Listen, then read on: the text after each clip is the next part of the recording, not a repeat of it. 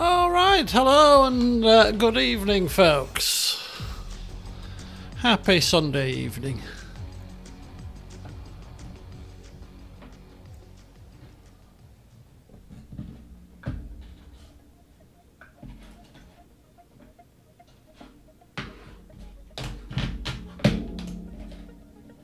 Come on. Right, sorry about that. Hello, Ollie. Good evening. Good evening. Good evening. Good evening. Good evening. Hello, Joe. Welcome. Welcome. Welcome. Right. Okay. So here we are. Here we are. F1 Manager back again. Today was the first race of the new season, and well, let's just say it was a bit of on the duller side of things, wasn't it? To be honest. But hey, there we go. So I've done nothing since the last session. Nothing at all. So we're going to have to go through everything on camera, including the practice session. Because I thought, why not? We'll just chill out. Sunday, take our time. Might give us time to talk about things if necessary. But anyway. So I seem to recall that we were in the summer break. The next races are a whopping 25 days away. We have basically all projects will be done, which means we'll have 3 new parts on the car by the time we get to Spa, which is the next race in Belgium. So without further ado, we're just going to wait for that to happen. Everything's looking pretty spiffing on that front. Okay, so here we go. Our front wing has been completed, which is rather handy. You're watching Witcher 3 LP. Oh, I know. Takes me back to 2015. That was Witcher time for me. 2015. Oh God, I remember it well. Okay, so we have a new front wing, which is very good. Let's see what's going on here. So we will have to manufacture that front wing. So let's go to front wing. So it's now front wing number 4. So this was our first front wing. This was our second front wing. This is our 4th front wing. Trying to get my bearings here for a second. Bear with me. Trying to get my bearings here. So the front wing is our first item that we have finished. So front wing 2 was the first expertise, second was front wing 3, I think the 4th wing was rushed. So I think we're done. We're basically done with front wings. So we have 2 choices. Our first choice is that we can do some research for next season's front wing, which obviously next season we have regulation change, which is going to affect certain things. I think it was affecting low speed cornering most, so we could do some research to offset that. Alternatively, we could design something for a part that we have never designed for yet, such as side pods or chassis or the other thing, suspension. There you go. We could design a part for one of those things. What do we think, folks? What do we think? I shall seek your input here. What do we reckon? Whilst you're pondering, let me just quickly check the regulations for next year, because I've kind of forgotten. Technical regs for next year. Nothing on the chassis. It's the front wing. Yeah, we're going to lose performance from the low speed, then the medium speed, and not as much from the high speed. Also losing airflow sensitivity as well. So we need to research a new front wing for next season to offset that a little bit. And it was the same for the rear as well. The same for the rear. I think we're going to do some design. I think we should have a play with the research. I've never done the research before, so let's have a look. So if we go to car part development, new project, let's go for a research project now. So front wing, there's going to be some minor technical changes. We have to split the time accordingly, and the next ATR period is in 24 days, so we have to wait to do anything until after these 24 days have passed if we want to use any sort of man hours. Now, man hours are more important for, I believe, for research, because I don't know how the expertise gain works for research, actually. I might hatch. I might.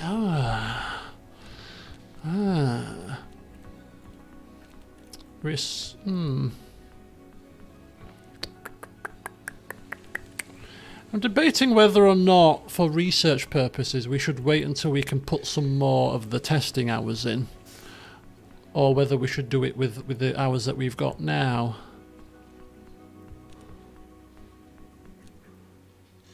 Kind of at a loss. I might leave research until I've actually looked a little bit more into research, because I haven't checked research out. I mean, I'm just going to go a little bit more forward just to see how long the research will take. So if we do, we have to max out something like that, because this has been affected most, this has been affected least, maybe even take a bit of break cooling off. Airflow is getting nerfed a bit as well, so we're just going to put everything into airflow as well. Airflow front can go down a touch even for me. Maybe a bit like that. Something like that. So that seems like a good balance for the regulation changes. Continue to development settings, and then we can see how many engineers. And basically the research takes about 50 days. And you can't change the settings in terms of rushed or whatever. So, okay. So we only have to research front wing and rear wing, and I'll probably only do it once. So I don't think 150 days is a long time. Do you know what? Screw it. Let's do it. Screw it. Let's do it. We'll do it. We'll do it. I think we'll give it a try. So research. Quite happy. 900 grand. Do you know what? Let's just go get it done. Just get it done. Let's give it a try. So now we've 50 days front wing research. 4 engineers on the case. We've got 2 more parts to do. Now we also have to manufacture. Manufacture this front wing. I want 4 of them. Next race is in 14 days, so all of these will be built by that time with the regular build order. So that's cool. The only issue I've got is how many slots do we have? How many manufacture slots do we have? Because we've got 3 things to build. So let's go to car development facilities, factory. We've got 3 slots. That's good.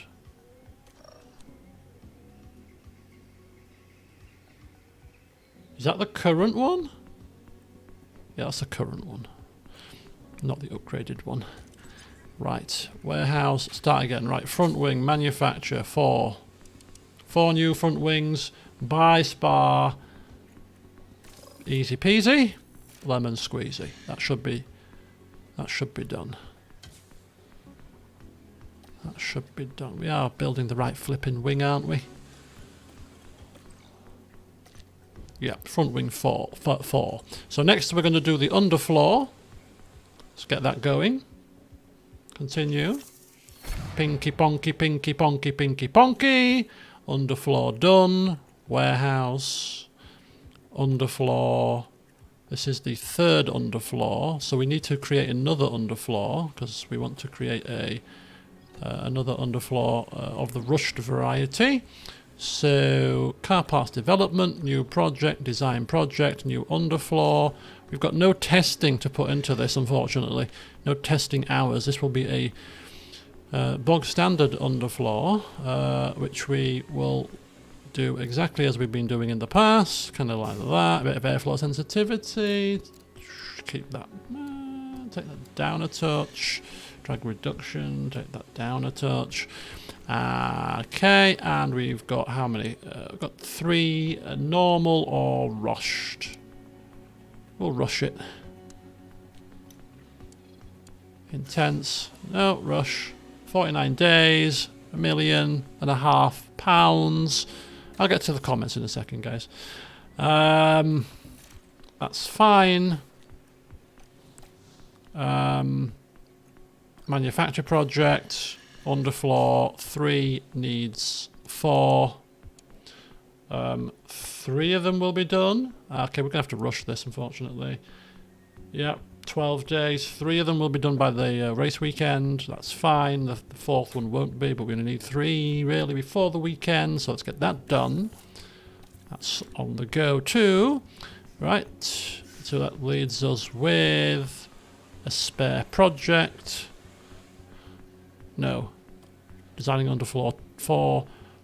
We've got a research project which takes up a design slot, so rear wing is done in 7 days. So let's get that done.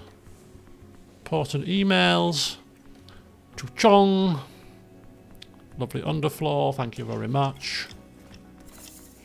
And the rear wing's done too as well. So let's go to cars, let's go to warehouse, let's go to rear wing 3. We want 4 of them.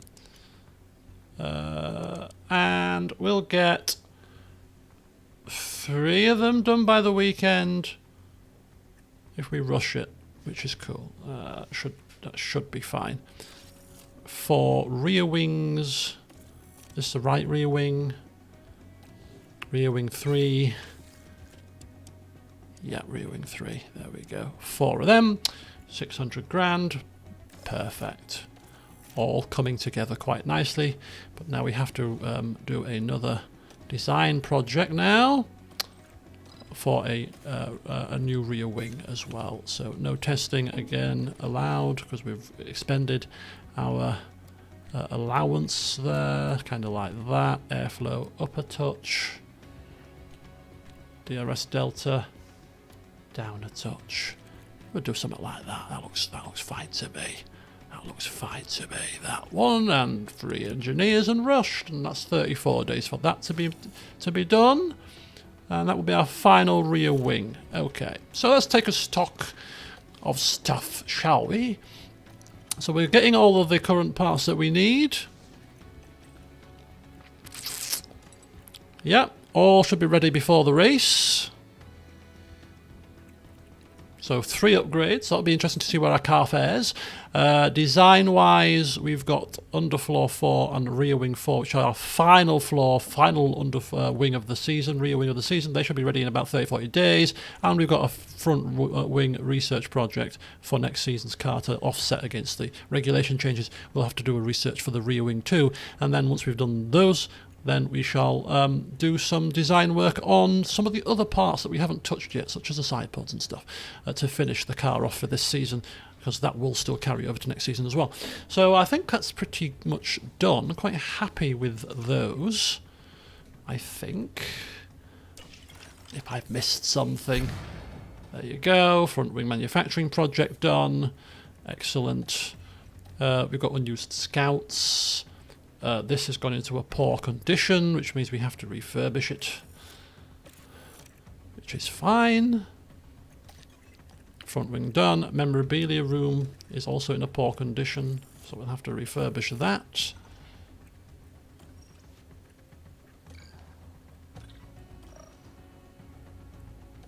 Okay, so we're doing those two.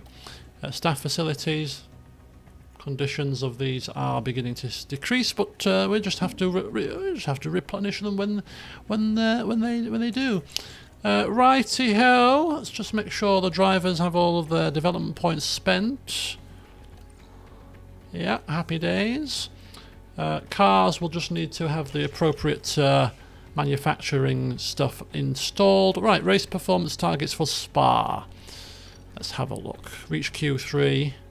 With both cars is doable. Reach Q2 with both cars clearly is doable. That's pretty easy. Qualifying position 12th or above. Fairly simple. Fastest lap. That's a bit optimistic. We're still in the middle of a hot streak. That's fine. Right, let's have a look at these vehicles. Right, okay. So anyway, Charm, you took the words out of my mouth. That's the first thing that I said. I said it was a boring race. And it was. And the Liverpool game, Man United, I was at football, playing football. But I heard it was 7-0. Was it 7-0? Did it finish 7-0? Oh, it did, yes. 7-0. Every United loss puts a spring in my step. Oh dear, indeed. Right, manage the build of car 1. So let's have a look. So chassis, we've only got one chassis, right? Just the one chassis? Yeah, the original chassis. Front wing, we've now got this new, beautiful, final rendition of our front wing. No more front wings for this season. This is the final rendition of our front wing. So we've got that sorted. The rear wing, we have the third rendition, one more to come. And we've got 3 of those ready for the race. So let's hope that nobody breaks the rear wing here. Side pods are the originals and we haven't touched those. The underfloor, we now have the third rendition of that. One more to come again. Hopefully nobody breaks. Hopefully they both don't break one. Second suspension on both of those, which was with a tutorial suspension. So that is now both of our cars decked out in all of the upgrades that we have. So 3 upgrades we're bringing to Spa. Let's have a look at our car's performance now in comparison to the rest of the grid. Let's take a look at it. So, both cars are exactly the same. So let's have a look at the rank on the grid now that we have. Let's have a look at this. So, of course, we haven't been focusing on the acceleration or top speed, so they kind of suck, as we expect.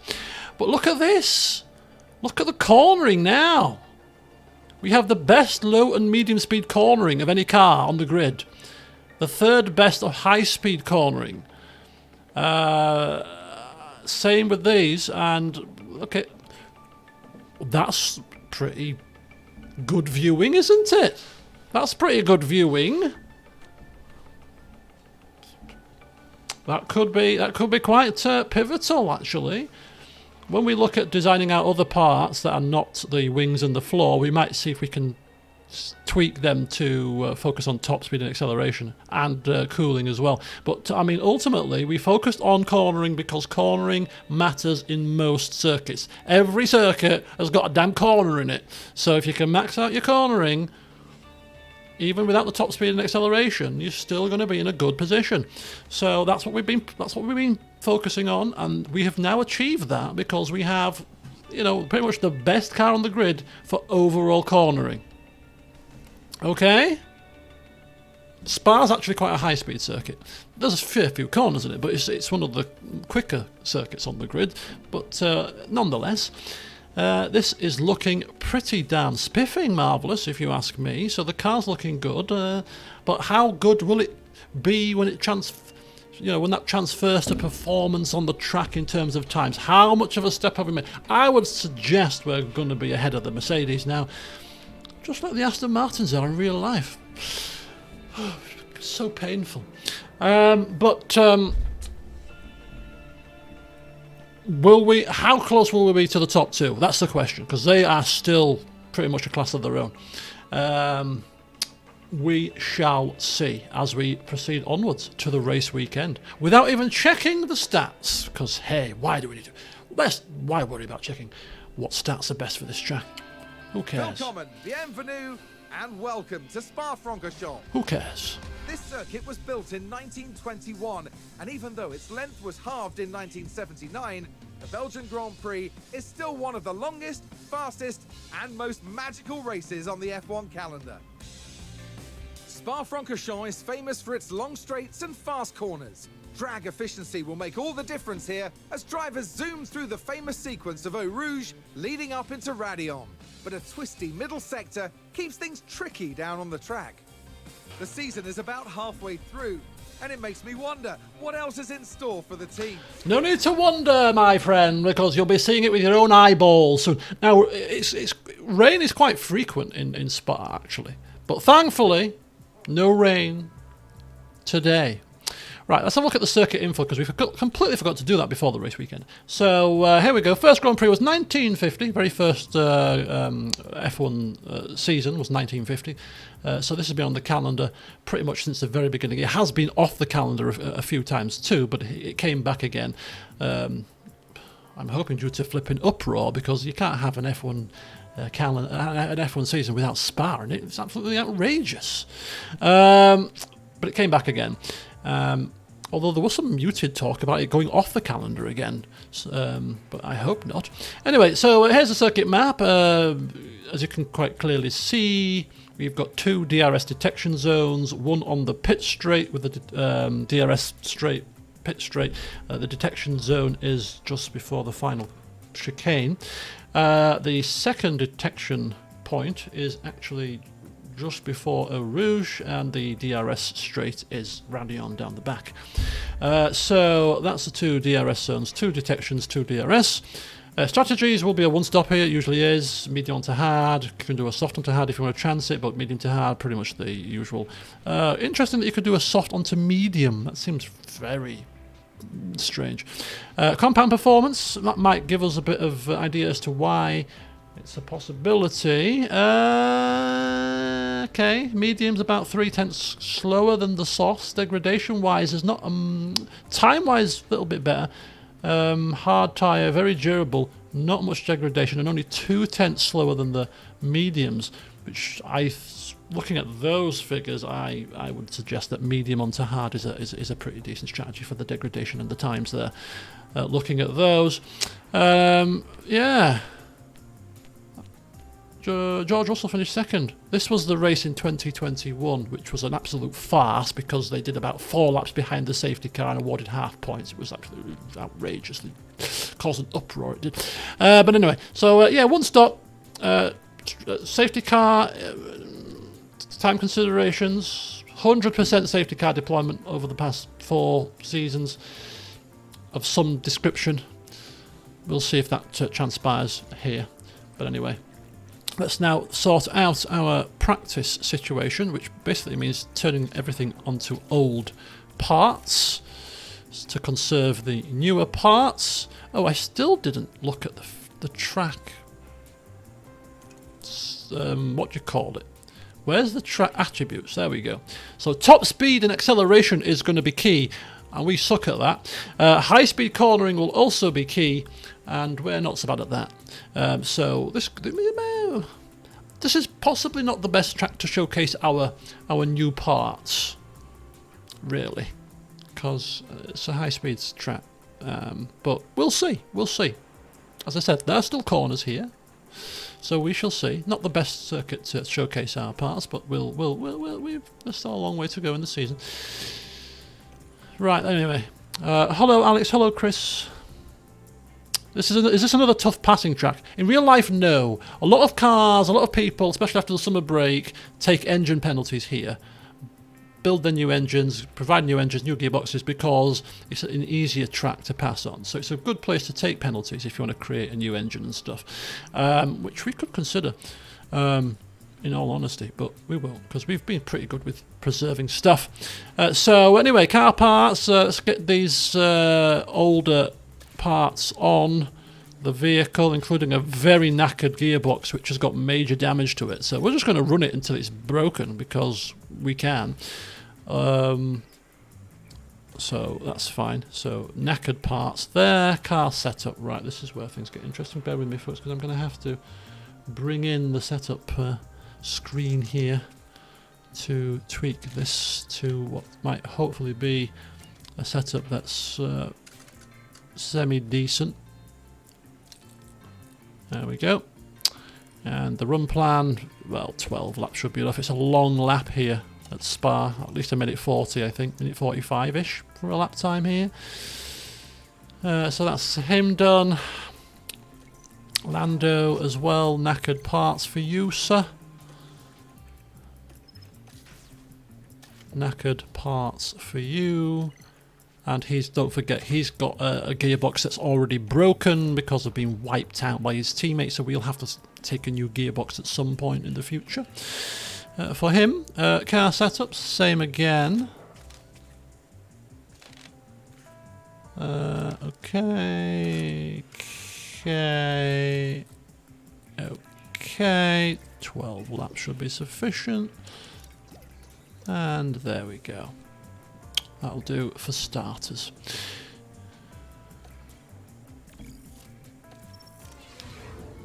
Righty-ho. So we're off. Daniel, radio check.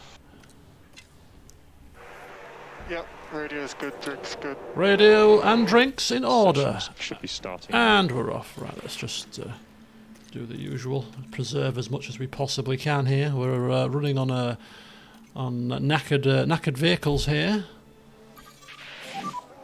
Just be mindful of curbs. Okay. Okay. And we're off. Getting ourselves ready for qualifying. Just tootling around. Tootling around.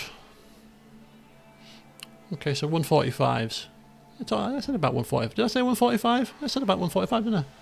Bang on the nose there, you see. Bang on the nose.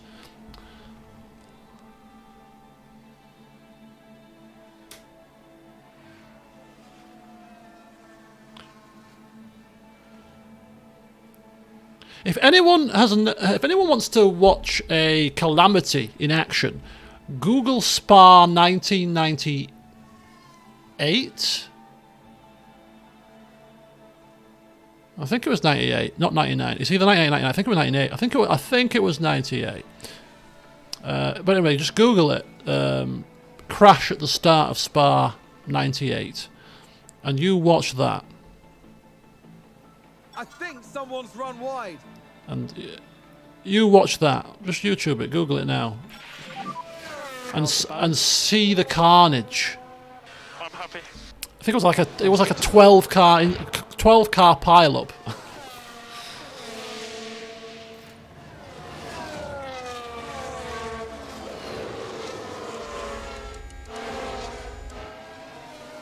We are not going to bring them in early. Yeah, it was literally, they turned the first hairpin corner and then I think somebody went off, and it might have been Coulthard actually in the McLaren. Somebody went off and basically wiped everybody, sort of caused a chain reaction, and poof, just like 12, 15 cars were just all in a mire, in a mangle. Murray Walker's commentary was classic as usual. And yeah. Although back in those days, the teams had a spare car, so if one of your cars got damaged, you could go into the spare car. This was the days when Formula 1 was like, no holds barred when it came to the cash. Whereas now it's much more based on sustainability. What do you think? Well, it was not really the best of races, Alex, for newbies, because it was a bit dull. It was a bit dull. Unfortunately, these things happen. You've seen on this game that you have your dull races, but you have your exciting races too. It was a bit of a dull race, but hey ho. Here's to hoping that things get a bit more exciting as time. And it started off so promising at qualifying yesterday. The spread in Q1 was the most narrow it's been for many a year. And I was sat there thinking, oh my god, these cars are really close. Like 6/10 between the first 12 cars or something ridiculous. And then Red Bull decided to put their foot down and wave at everybody as they were driving off into the distance, which was a bit of a sad thing to see. Hey, Mercedes did it for a little while, so can't grumble too much. It happens in the sport. It's back to Red Bull's turn again to be the dominant force. Right, bear with me, folks. I have to tweak this setup now to get this at least anywhere that might be better than what it currently is, which this is just a time save, really. Let's try that.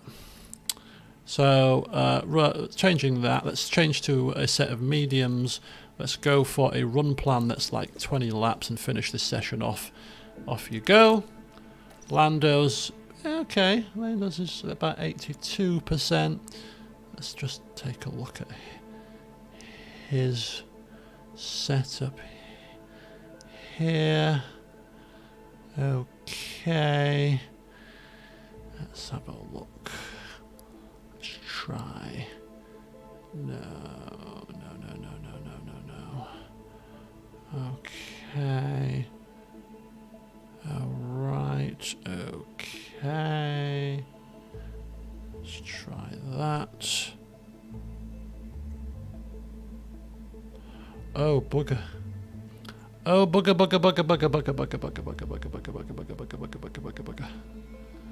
Right, let's bear with me, folks. I've made a cock up here. I've made a cock up.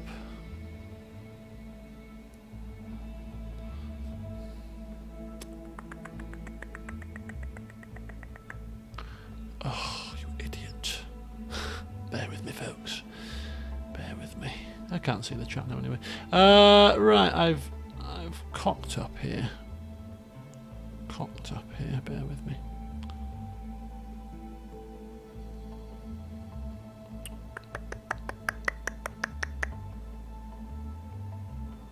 Right, let's try that again. Right. Okay, so there. Let's try that one. And let's go for 20 laps. Let's get the tyres on. Confirm that. And let's get them out. Good lord, 1998 Spa race had a whole host of calamities. Yeah, because I think it was also the same race that, apart from the big pile up at the start, clearly, that was a big drama. Later on in that race, Michael Schumacher got wiped. Well, he wiped himself out in a way on the back of David Coulthard, and just basically because he was winning the race by miles with Schumacher, and he was ahead by miles, and then boof, he went into back of Coulthard while lapping him. Yeah, and then after he retired with his free wheels, he stormed down the pit lane and he tried to assault David Coulthard in his anger. It was a race of calamities, it really was. Yes, it was very disappointing. I'm not overly downcast because I knew already that was likely to happen. I did mention in one of the CK2 streams that Mercedes looked behind the Red Bull and the Ferrari, and I did say, you know, as everybody did, that the Aston Martins looked quite a threat, which has proven to be the case. So nothing surprising, really. Disappointing, yes, but and the biggest thing, the biggest issue here, the biggest issue is that we know from this game that there's a tapered off testing time. So if you finish first in the constructors, you get the least amount of testing time, and if you finish bottom, you get the most amount of testing time. So Mercedes are usually pretty good at in-season development, so I think they'll do all right. I think they'll get a bit closer. Red Bull are suffering with the least amount because they're the constructors champions, and they've got a penalty for breaching the cost cap, so they've got less wind tunnel time additionally because of that as well. So that should help a little bit, although they've got a massive gap at the moment. So we'll see. But the biggest issue is that the Aston Martins finished... Did they finish like 9th last season in the Constructors? I think they finished 9th. Which means that they get the second most amount of testing this season. Wind tunnel and CFD. And they already have borderline the second fastest car. So they have absolutely got this. If they play, sounds like a single car. Oh, Russell was crashed. Let's have a look. Let's see what happened there. So now, just watch the Mercedes here. He got a bit too close to one of our cars and went off the track and smashed it into the barriers. I mean, goodness me, Russell. And the team had such goodness me. So yeah, basically they've got much more testing time over even Ferrari and Red Bull and Mercedes in comparison, because they finished so low last season, which means that given that they've already got a very good car, I mean, hellfire, they could actually develop that even further this season to really be a force to be reckoned with. So that doesn't bode very... And they've got Alonso driving for him, who is clearly age 41 or whatever he is now, is still driving in the form of his life. So all in all, I think they're in a very good position. And of course they've got a billionaire owner, which helps. I know there's a cost cap to adhere to, but nonetheless, having a load of money helps. And they are currently in the process of upgrading their facilities, their wind tunnel. They haven't even got their wind tunnel finished yet, which is quite a frightening prospect, isn't How's it? the balance? How's the balance? Because when that all comes together, It's pretty even. it could be quite the force. Okay, understood. It could be quite the force in the future. Okay, Lando, that is the end of the session. Quite the force. It's modern day. It's anything. It's just modern day, isn't it? I mean, if you look at football and dietary regimen and all of this kind of sports scientists and all this, you know, the sports people compared to sports people of the yesteryears keep themselves in this peak condition, eat right, exercise well, all these personalised plans and all that kind of stuff, so that they can go on for longer. So, you know, 20, 30 years ago, footballers going into sort of 35, 36, they'd be has-beens. They'll be useless. Whereas now, you can go that little bit longer because you've looked after yourself through the years and stuff. And it's the same with F1 drivers, you know. I mean, F1, actually, to be fair, was never a young man's sport. You tended to get older drivers. And I remember reading Nigel Mansell's autobiography on holiday once, and he was like, when young drivers used to come through, because back in the day F1 cars were like great big beasts that had to be tamed, compared to now you can drive it like a computer game and you've got buttons that do this and people talking to you to put this mode and that mode and do this and do that and do the other. You can drive it with one hand. Not quite, it's still quite difficult actually, but in comparison to when people used to have to stick shift, change gears and rag the car with no power steering and all that kind of jazz, Mansell put that it was almost physically impossible for the younger generation to actually drive the car as well as the older generation, because they were just didn't have the strength and stuff. It's all changed now, though, folks. It's all changed. People are jumping in F1 cars at 18, having driven around all these circuits on their simulators and computer games, and they just drive around like the speed of bloody light. You know, it's quite scary to think that Max Verstappen, I think, is about 23. And it's maybe 23, 24, aka like, you know, 12 years younger than Hamilton or something ridiculous. And he's already been in F1 for like 6 years or whatever, 6, 7 years. It's outrageous. Anyway, let's carry on. So anyway, yeah. We'll see what happens, but if Red Bull don't cruise off into the distance, by the time anybody catches up to them, they'll have such a commanding lead, I don't think it'll matter. Right, so we'll start on the soft compound. Car part should be the same. Car setup, 92% confidence. Anything above 90, I could tweak this further, but I'm not going to tweak it any further, because that's more than enough. We're going to do a 20-lap stint on soft tyres for the first stint, which is perfectly fine. Ricciardo's happy. Let's have a look at Norris. Norris's car setup has gone down, so we're going to have to retweak that. Hamilton said that he's not wanting to retire until he wins his 8th World Championship. He may be waiting a while. Yeah, I think he will be waiting a while. These things are cyclical. It just so happened that the Mercedes dominance was a very, very long cycle, but we've seen it. Ferrari, McLaren, they all rose to the top, and then after a few seasons, other cars catch up, regulations change, they don't quite grasp the changes other cars do, and then the cycle starts again with a new team. You know, the McLaren of the late 90s, early 2000s, newly designed. Then you had the Ferraris, they dominated for a little while with Schumacher. Then we had a few seasons where it was a little bit to and fro between McLaren and Ferrari, Red Bull. Then Red Bull came to prominence, didn't they, for the Sebastian Vettel era, and then Mercedes. So it comes in fits and starts, and the longer it goes on, for example, the team that dominated, not dominating anymore, the less likely it is that they're going to do it anytime soon. So it's quite a make or break season for Mercedes, really, because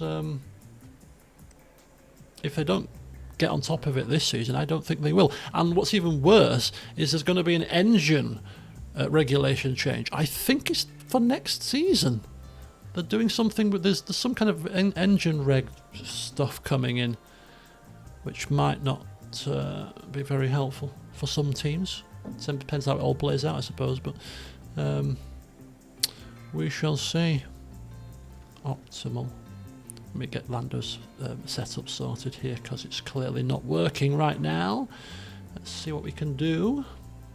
Okay, this is going to make... So apparently, by my calculation, as an expert in the art of setting a car up, this should give us 100% confidence. This is guaranteed to give us 100% confidence, because there is only one possible setup, based on the feedback that we have so far, that this is the right setup for the situation. We shall see if it's true. So anyway, everybody's ready to go. Second practice, let's get this car on the grid and get it done. It's just a radio check. Yeah, all good. Track should be green. Yeah, the McLaren's had a pretty bad day in the office today. Reliable. I mean, even if it was a performance issue, you know, you'd still be gutted, wouldn't you? You'd still be gutted and unhappy. But it's the fact that those reliability issues on both cars as well that makes it even worse for them. Clearly they need Potter in charge. Get Zach Brown out of there. Get Potter in. He'll turn your fortunes round, McLaren. Yeah, I think it's going to be positive. It's the same with any regulation changes. The longer they go on, and these regulation changes were made specifically to make the racing closer, when they go on for another year or two, the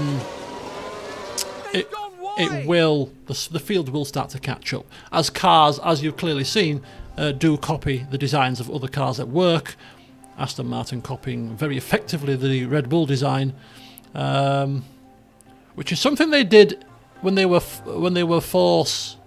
Well, they weren't Force India at the time. They were Racing Point at the time, and they copied the Mercedes. It was called the Pink Mercedes. It was almost like a carbon copy of the Mercedes of the previous season, and they did really well with it.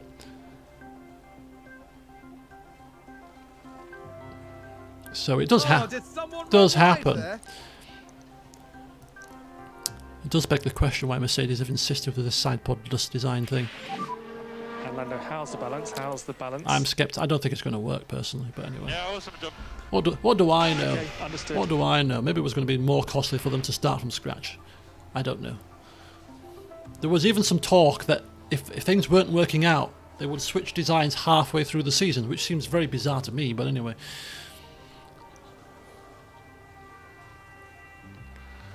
Anyway, we shall see. It is one circuit, and every circuit, as we've seen, has different characteristics, different temperatures, different, makeups, and this is a very rear limited circuit, which didn't help the Mercedes at all. So we'll see what happens in the other races, because race by race, cars will struggle in certain conditions, and we'll get a bit more of a shake-up, a bit more of a feel for the grid order as we get into a few races.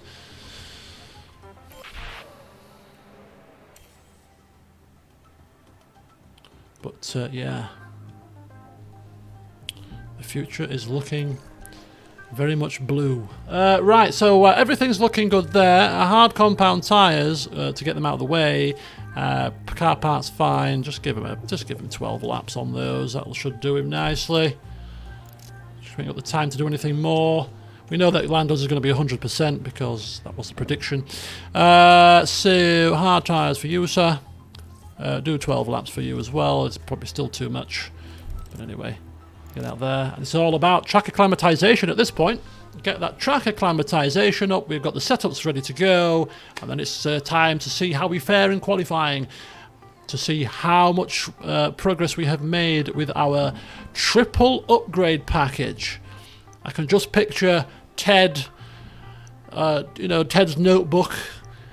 You know, as he drills down into the fact that we've brought 3 sets of upgrades, they'll be all waxing lyrical.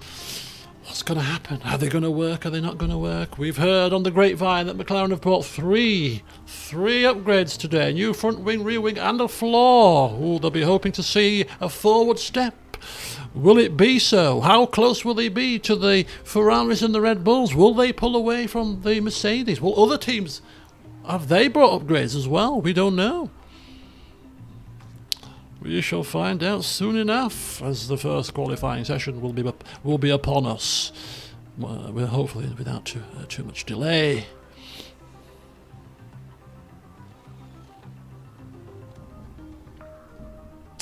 I don't think Zach Brown's got long left. If this season is a disaster, I think his position will be tenuous because they're going backwards. That's the thing with McLaren. They're going backwards. They're not going forwards, are they? Okay, so 3 cars have got grid penalties. 4 cars. We're assuming 4 engines and stuff. So we've got we've got 14 and 13 out of 50. Quite tempted to auto-simulate this session now. Welcome back to what is proving to be. You know what? I've never done a simulated practice. Oh no, do you know what? I'm not going to do a simulated practice. Nah, I can't do it. I can't bring myself to do it. Simply because the AI won't do the engine saving stuff that I do.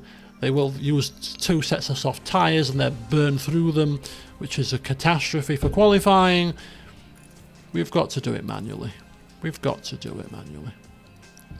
Right, we're going to do a set of 12 laps on a set of softs, and then we'll do another 12 laps on a set of mediums, and that should be pretty much us done for practice. We should be in a good position.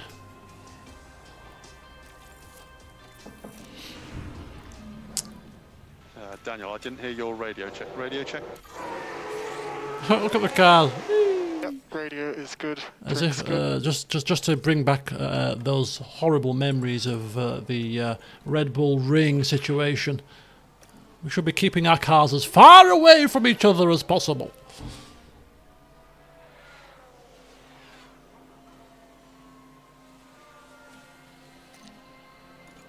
Okay.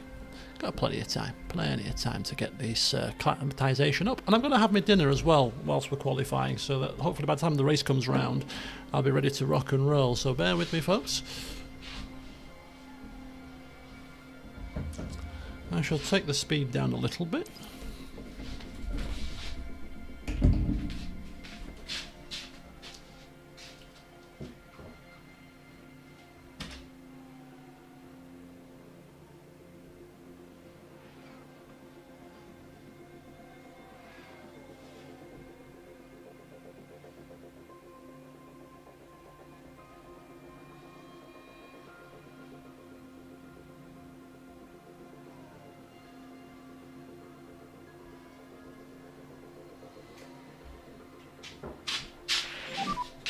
Oh. I'll let you know, my bad. Okay, understood. Oh, what's happened? Yellows ahead, yellow flags. Ooh, spun up. Bloody Norris is spinning off. Bloody hell. Come on now, less of that. Less of that. Boy-oh. Chicken Kiev, cauliflower cheese and carrots, and a few chips. Is this evening's fare? Another crash on the track. All these crashes. We've had a crash. Oops, Gasly now. Oh, very good. Right. Got to eat my dinner. I'll be back with you soon.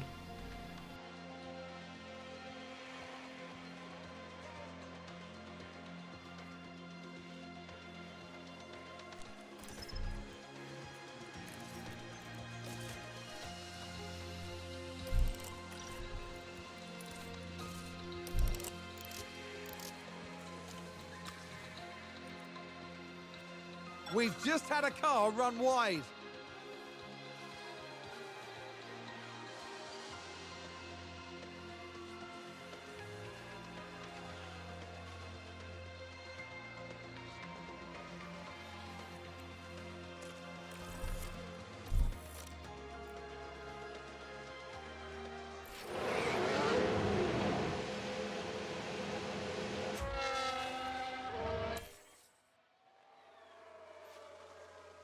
I think that was a crash.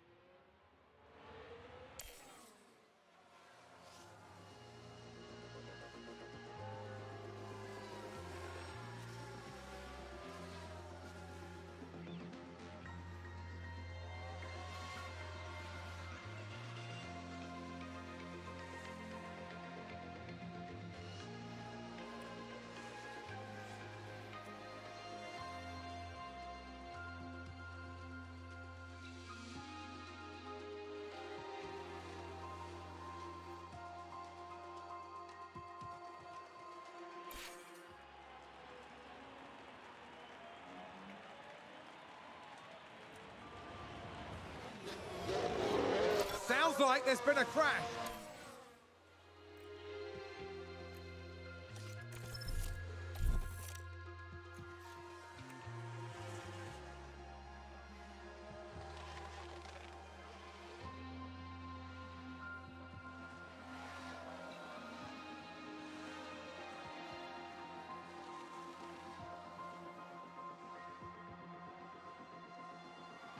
We've just had a crash on the track.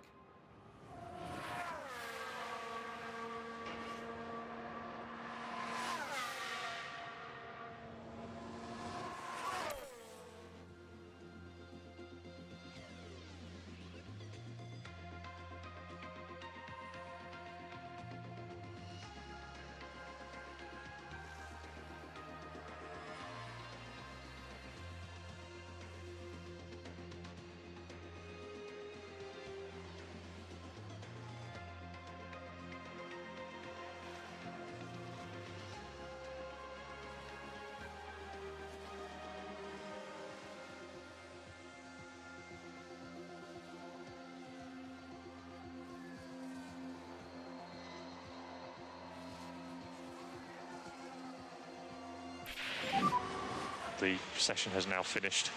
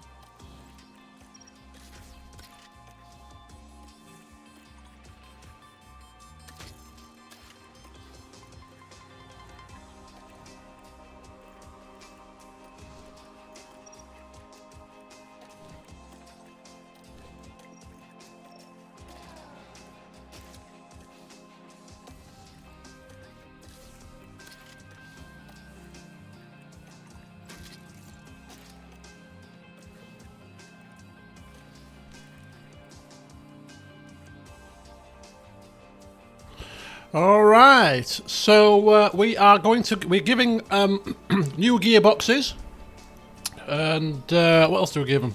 We give them the new engine, or we give them the least worn engine, least worn engine, least worn ERS, and brand new gearboxes for both of them, pretty much, to hopefully offset some of that speed differential.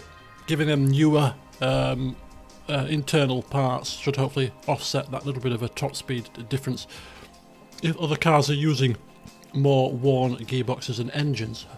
We shall see. Anyway, let's go. Q1 first,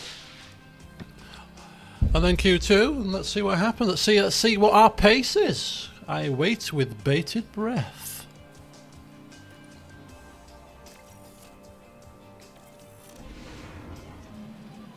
Radio check.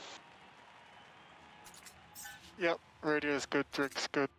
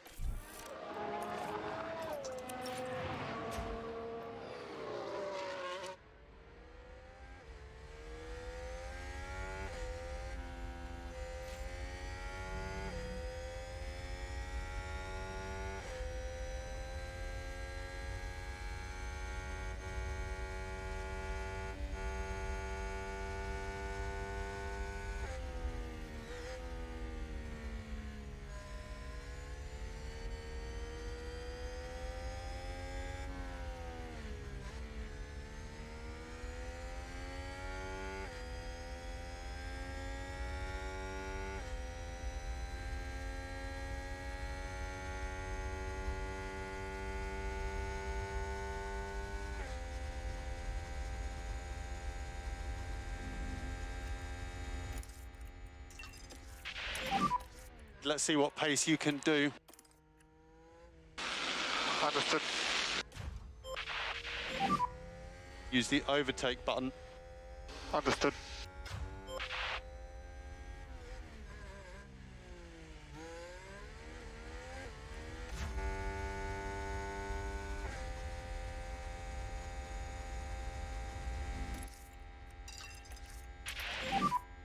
Maximum pace.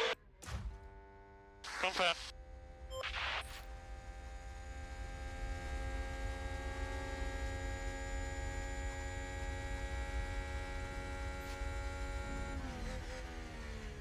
All right, so we're on a hot lap with Daniel Ricciardo here. Managed to get past the Ferrari without too much of an issue, but look at Norris. He is absolutely going to be in a train of traffic here. This is really bad timing for him. Hopefully we only need to do the one lap, I was hoping, with both of these cars, but with Norris, I think we're going to have to do another one, because there could be some delays here. Although that's Max Verstappen, that's Max Verstappen, who's on a hot lap too, so we shouldn't pass him clearly, so that's not too bad. Daniel has got clear track, kind of. He is coming up to, it looks like an Aston Martin here in the third sector, but this is going to be a quick sector where he should hopefully get out of our way. We are pulling to the right of the track. Get past him before this corner. There we go. Not too much interference there. Coming round now. And to the final chicane. I think it's still called the bus stop chicane, although the original bus stop chicane was nothing like this at all. It's completely different. And then Ricciardo goes over and does a 143.8. I mean, that in terms of timings looks pretty quick, but we have to judge it based on, of course, when the faster cars cross the line. Verstappen, we know, is ahead of us. He will be crossing the line before we do, so we're about to see him, but he's getting held up by a Ferrari on the last chicane there. If this was real life and he was held up, the Ferrari would get a penalty. Sonoda, whoa! That's probably got that's probably to do with the fact that Verstappen got held up by a Ferrari rather than us suddenly have become as fast as a Red Bull. I don't think that's the situation. I do think there's a little bit of hold up there. I think. I mean, we've brought 3 upgrades, but still, I don't expect to be on the same pace as a Red Bull with just 3 parts. I'm assuming that was a bit of hold up, but nonetheless, it's still flipping quick, isn't it? Jesus. It looked like a quick time to me, considering the practice was 145s. Anyway, he asked the question, Crazy Canuck, about any more teams being added, and there was actually talk at the back end of last season about another team coming in, and a lot of the other teams were very anti other team coming in because it affects the prize pool, and there'll be other kind of connotations as well. So a lot of the teams weren't actually very in favour of another team joining.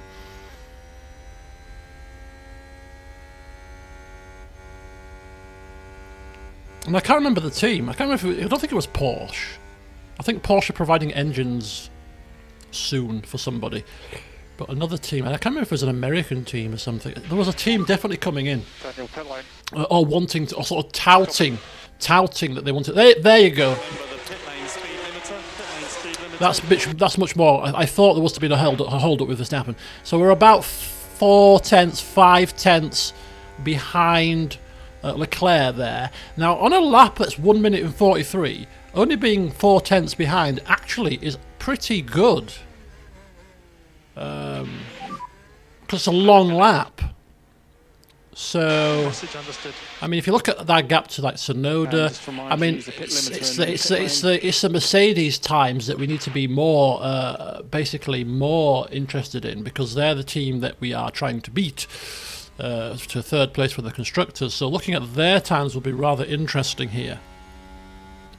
So we don't expect to have to do another lap now. We're well safe. So we're going to skip it and see what happens. But let's see how the Mercedes fare against the upgraded McLaren now.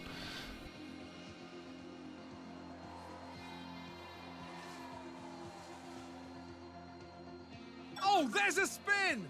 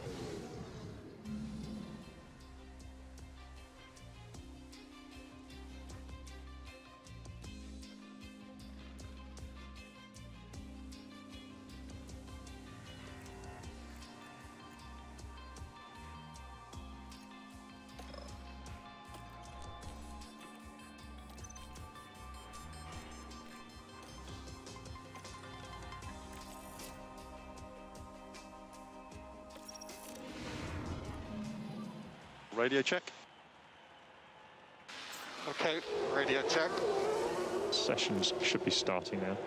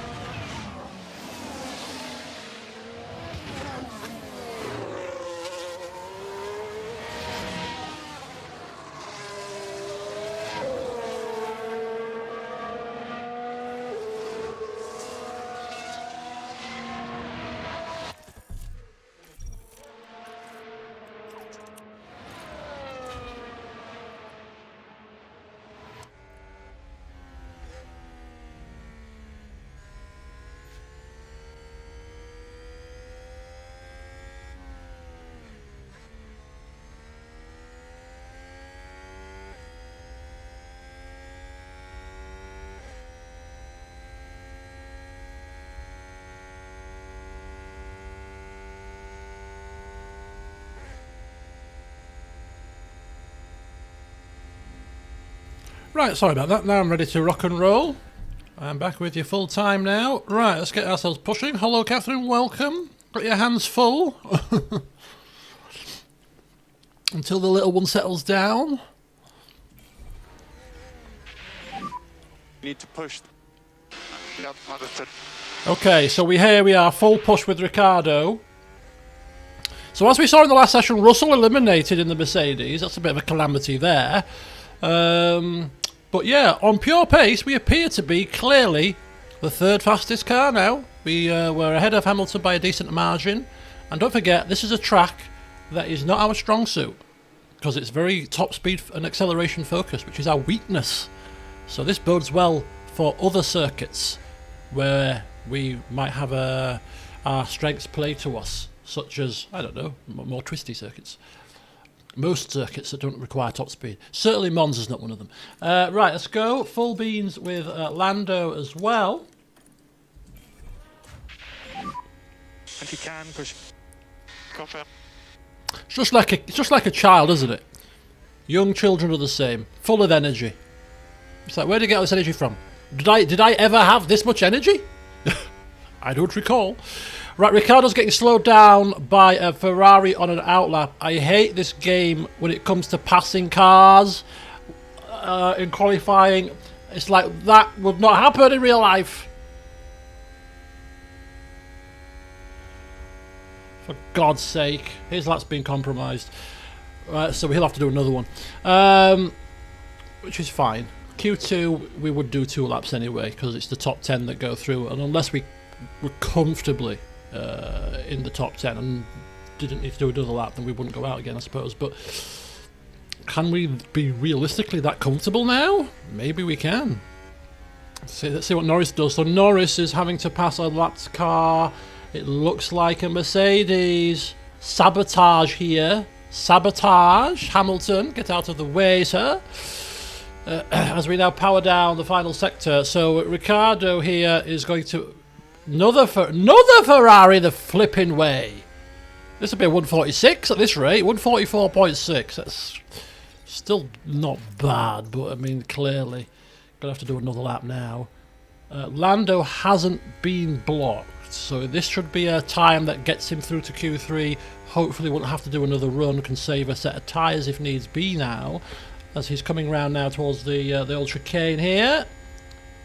On the brakes, hard right, hard left, on the power, power to the line. The line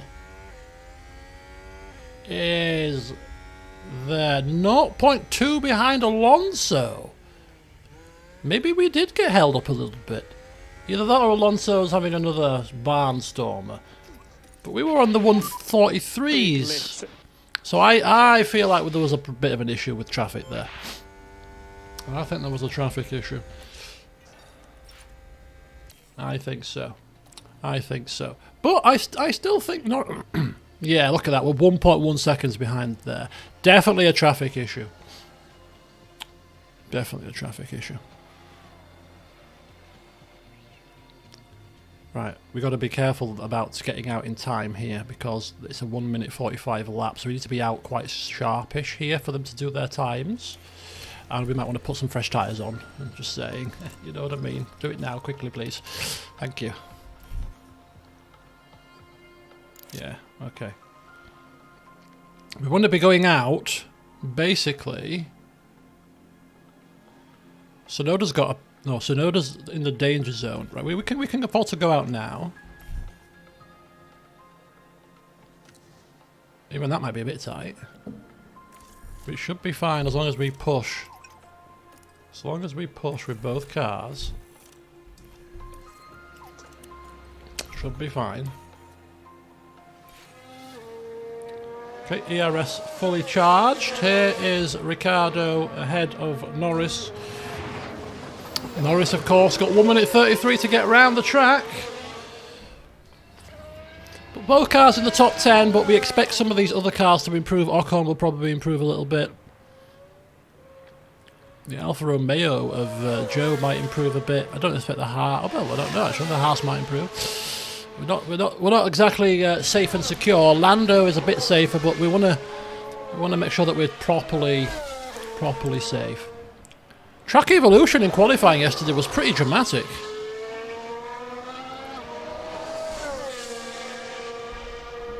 So like people's second runs were consistently several tenths faster than their first runs yesterday. Right, here we go. So let's get to the cockpit here. Where are we? Oh, completely caught this up, haven't I? Completely caught this up. We should have been in deployment mode far sooner than that. Right, anyway. It'll be fine, Ricciardo. You'll be fine. Use the pace now. I Okay, understood. totally haven't compromised your lap at all. Not at all, sir. Not at all. Maximum pace. Anyway, let's have a look at the split times here Okay. for both cars. See how we do it. Let's go take an off-board shot of this fantastic circuit as we ride on board with Daniel Ricciardo, who's in 9th position, is at slight risk of going out in Q2, but of course, barring any spins here, he should improve on his time. He was blocked by a Ferrari, of course. So coming down here now, lovely sweeping down. First sector time is slower than his original hot lap there, but that wasn't where he was slowed down, so that's fine. It's this sector where we should gain some time. Lando Norris also slower in the first sector on this particular run, but again, if he was slowed down somewhere, it probably wasn't there. Coming down now into the twisty middle sector of the circuit. All of these corners have corner names, I think, but clearly, other than the very famous ones there, I'm not very au fait with them. Right. So, end of the second sector coming up very shortly. I'm expecting to see a green here, and indeed we do. By how much we don't know. It's one bugbear of this game that we should be able to see split times a bit better than we do. But never mind. It'd be nice to see exactly where we fare in terms of our actual split to our best time. Even maybe to the cutoff, to the delta here, would be quite nice. But here we go. Final sector. Right. Then left. We're expecting him to finish around about sort of 6th-ish, I would have thought. 5th, even better. Even better. A 10th quicker than Alonso, which is... Alonso ragging that Alpine around pretty well, isn't he? And across the line with Lando Norris, who actually is ahead of a Red Bull here. On pure pace, perchance? Surely not. Surely not here. Lando Norris there. Only a tenth slower than Verstappen. Let's not get excited. It's a long, long race. Long race indeed. Right, so that was Q2. Dare we dream of a podium? Dare we dream? We dare. We dare, I tell ya. We bloody well do dare. Right, we've got 2 sets of tyres left. We're going to do it. We're doing it. We're doing it. 2 chances, 2 runs, 2 fresh sets of tyres. Look at that. Everybody is out like a shot here. Track should be green. Absolutely. Everybody's out. Everybody. Just push. Starburst. It's like, I'm going out first. Oh, go out my way. Right, we should be able to pass all of those cars if we turn our engine mode up. Which we will be doing. I mean, technically speaking, what we should have done is just waited a little bit longer and just gone at the back like we do at the end of the race, but rather than rely on passing all these cars now, but hey, that's what we're doing. It's a mental thing. As we swoop on by them all, we're mentally saying, we're faster than you. Look at this, I've never seen this in this game. Look at them all just like jockeying for position here. We're all going out at the same time. I've never seen that. Why is everyone so hell-bent on going out at the same time?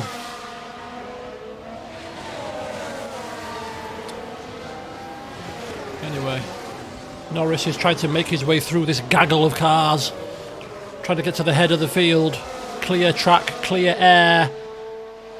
And Daniel has achieved that now. He's at the head of the field. Norris is making his way through as well. Should get there by the end of the lap. As Daniel's swooping round. There he is. Norris. Just got Gasly to get past here. There we go. Job done. Perfect. There we go. Okay. So our first run's about to start. Here we go. This is it. This is the qualifying that determines the top 10. Let's make sure we don't cock up. And I think the reason why Daniel was so slow is because we cocked up his start. He was 3/10 slower than Lando. I think that's mainly due to us not turning his dials up until he was on the pit straight. So he lost momentum because he could have been deploying from the start of it, you see. Whereas we deployed him too late. So hopefully now he'll be fine. Lando's fine. These times, barring any incidents, should be as fast as they can be. So let's see what happens. Making sure that there's no calamities here. Just making sure there's no spins, no running wides as we ride on board with Lando through the... that's an absolutely insane corner. The TV doesn't do it justice, I'm sure. Eau Rouge. It's a very dangerous corner. As well. It's a blind summit. Very fast. Scene of the great overtake by Mika Hakkinen and Michael Schumacher.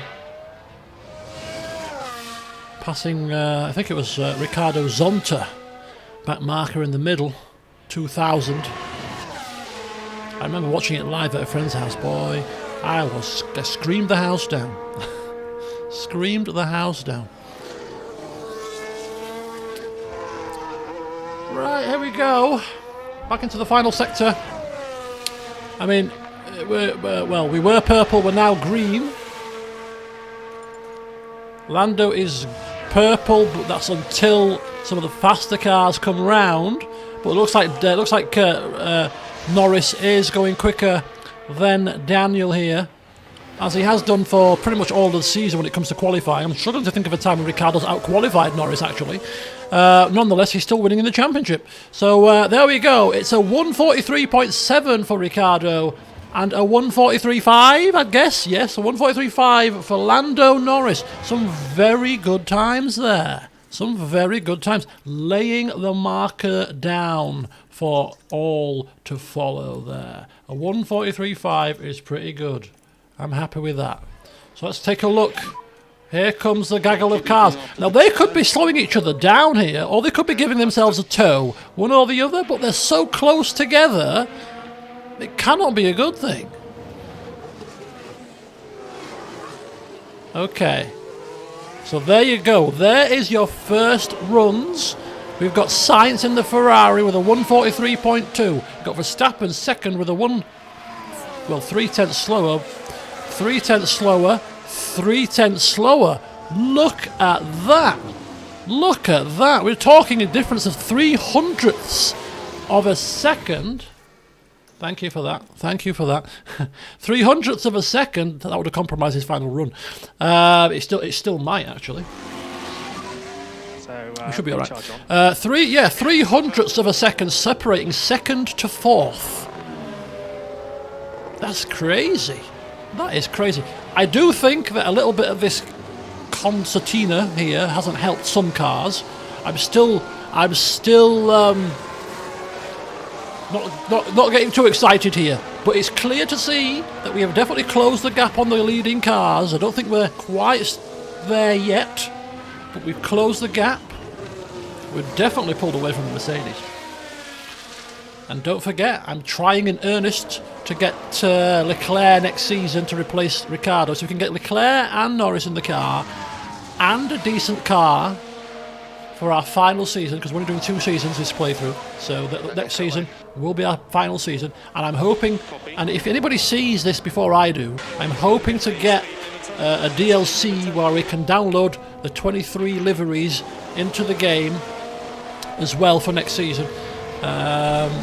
Should be pretty cool. Should be a cool season. I think we could. The way we're developing here, and we've got in-car development next season as well. So even if we don't start as the fastest next season, but we're closer, we will be developing the car in season 2, like we are this season. I think we could make a push for the titles. Get Piastri like in real life. Nah. He's not. If we had longer to play, and we were playing more than 2 seasons, I think that's a good call, because he'd develop quite nicely. But because it's only we're only doing 2 seasons, that's why I'm going to splash the cash and get an already developed, ready-made championship driver, rather than moulding one. That's why I've not bothered putting a decent driver in the test seat, because if I was playing for the long term, I'd have put a better driver in the test seat and basically had the test driver do practice sessions, because they get development points for that. That's why we've never used the test driver in any of the practice sessions, because we're not playing for longer than 2 seasons, so we don't need to develop anybody. But yeah, that's a strategy that you need to use if you're developing a young driver. Get him in you can get him in the test seat. That helps for one of the practice sessions. That helps with the development. Right, okay, we're good to go. Set of fresh tyres on both cars. We're just going to wait for the time to tick down. All cars will go out very shortly for their second runs. We're quite happy with where we are right now. In fact, we're very happy with where we are right now. Let's just put that back on again. Right, Verstappen's just gone out. We've got about 3 minutes there. Let's just get there. There you go. Let's get them on their merry way. Let's give Norris the opportunity to go out first for a change as Norris goes out. Let's get Norris out. Let's get Ricciardo out.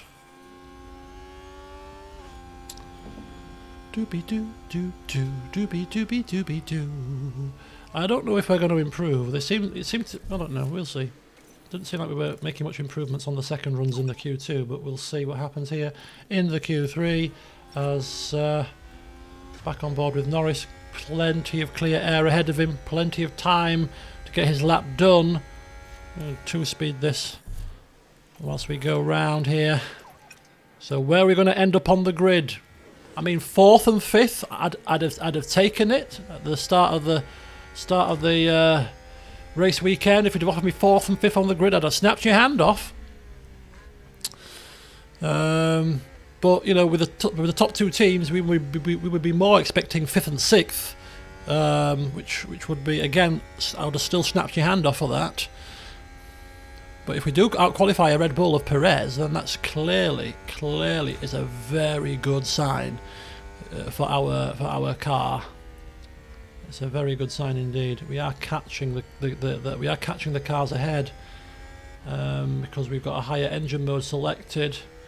We may have to just turn it down so that we don't get. And save fuel from now, please. Save fuel from now. We don't want to get too close there.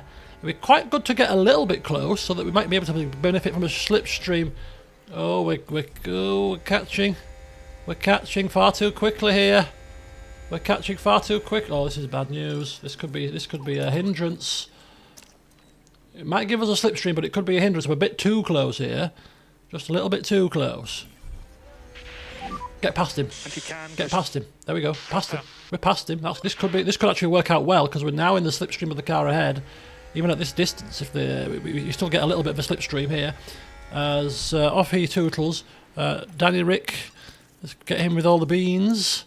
Let's check the times out now. Let's check the times out. Let's see where we're going. Let's see what pace you can do. Let's see what pace you can do. You heard it here first, folks. As we go into our final runs of Q3, currently in 4th and 5th. Let's see what happens here. The new improved McLaren car laying down a marker today here in Spa-Francorchamps. So we have, if we look in the rear view mirror, a very fast... Is that Verstappen or Perez? That's Verstappen! Ooh, you won't be getting... Oh, we're slowing him down because he's clearly a quicker car, but you should have backed off, pal, when we passed you, shouldn't you? We are green. We are green in the first sector. Verstappen probably won't improve his time because he's stuck behind us here. So, yeah, that's bad news for him. Good news for potentially us. If we even go a smidgen faster, we could end up on the front row right now. But don't let that put you off, Norris. Don't let that put you off, as Daniel Ricciardo is slower in the first sector. Never mind. Just keep pushing. Just keep pushing. As Norris... pedal to the metal. We are slightly catching. We are slightly catching the... It looks like an Alpine. The Alpine of either Ocon or Alonso. Okay, Lando, that is the end of the session. We are slightly gaining, but not enough to be interfered with. I wonder if we're close enough for a slipstream. It doesn't quite look like it, but it can be quite deceiving, the slipstream effect. It does have a... You can get the effects of it from further back than it appears. Second sector was slower, so as we cross the line, will we make an improvement? The Ferraris are locking out the front row here, and Norris improved a little tiny bit. Nothing major here. Perez hasn't improved his time, so is only Alonso to come, who's not going to improve his time either because he's already finished. So it's just Ricciardo then. Can he leapfrog his teammates? He's never out-qualified Norris to my knowledge in the dry. Not quite, but he's just a 10th behind, so a very good qualifying performance from Ricciardo too. But yeah, look at that. We've split. We have split the Red Bulls. We are less than a 10th of a second, 200ths of a second, less than 200ths of a second, actually. Slower than Verstappen. He was tucked up behind us. So he would maybe have gone a little bit quicker than that had he not been. But position is key. So, yeah. And the fact that we're only 4/10ths behind the Ferraris. When at the start of the season, you remember the first race at Bahrain, if we could look at the qualifying result of Bahrain again, which we probably could, we were probably maybe 1.2, 1.4 seconds behind pole time, I would guess. And now we are 0.4. The gap is coming down. I'm sure the big boys are pooping their pants as the McLaren is starting to make a resurgence.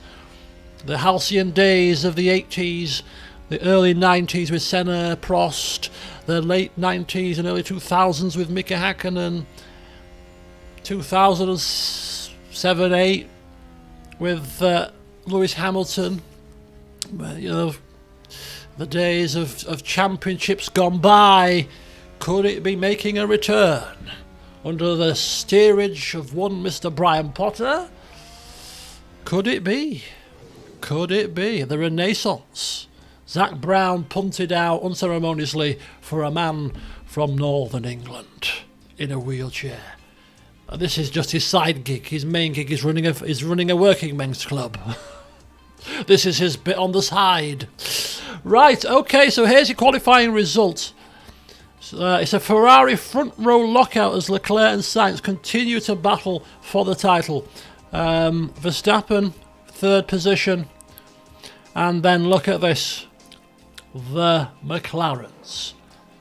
and we saved our best lap for Q3, peaking at the right time. Sergio Perez in 6th, Gasly and Alonso suffering with penalties, so they won't start 7th and 8th. Hamilton will be moving up a couple of places. Mercedes, turmoil here. Turmoil. I can just imagine Toto Wolff's face as Russell's at the back of the grid, Hamilton in P10. I mean, catastrophe. Catastrophe. It's time for the final touches. Right, here we go. It's race day, my friends. Let's get the racing on. Very simple. It's a medium on to hard strategy for both cars. Nothing fancy. Nothing fancy required. And even, maybe that's even why some cars were suggest, or the expected strategy did highlight that even this is doable. Even this is doable. The degradation here clearly is very low, but we'll go conservative. No need to go tippy-toeing around on a set of softs. The degradation time on the softs is 4 100ths per lap more than the mediums, so I'm sure the mediums will come into their own after about 10 laps or so. They'll start to get on a par with the soft tired performance runners. The only issue is if people start on softs, they might get a better start than us, but it's fine. We're going to go from the start, which is what we always do. I don't think the other drivers do this, you know. Because if you notice, every time we start, we always start quicker than the opposition, because I don't think they actually use these engine modes when they start, which is a bit bizarre if they don't. But anyway, there you go, folks. It's a simple strategy. We have a car that's pretty quick. The question has been asked, can we keep up? Can we keep up with the Ferraris and the Red Bulls in the race? We're about to find out. It's sunny and bright as the drivers line up Okay, on the folks.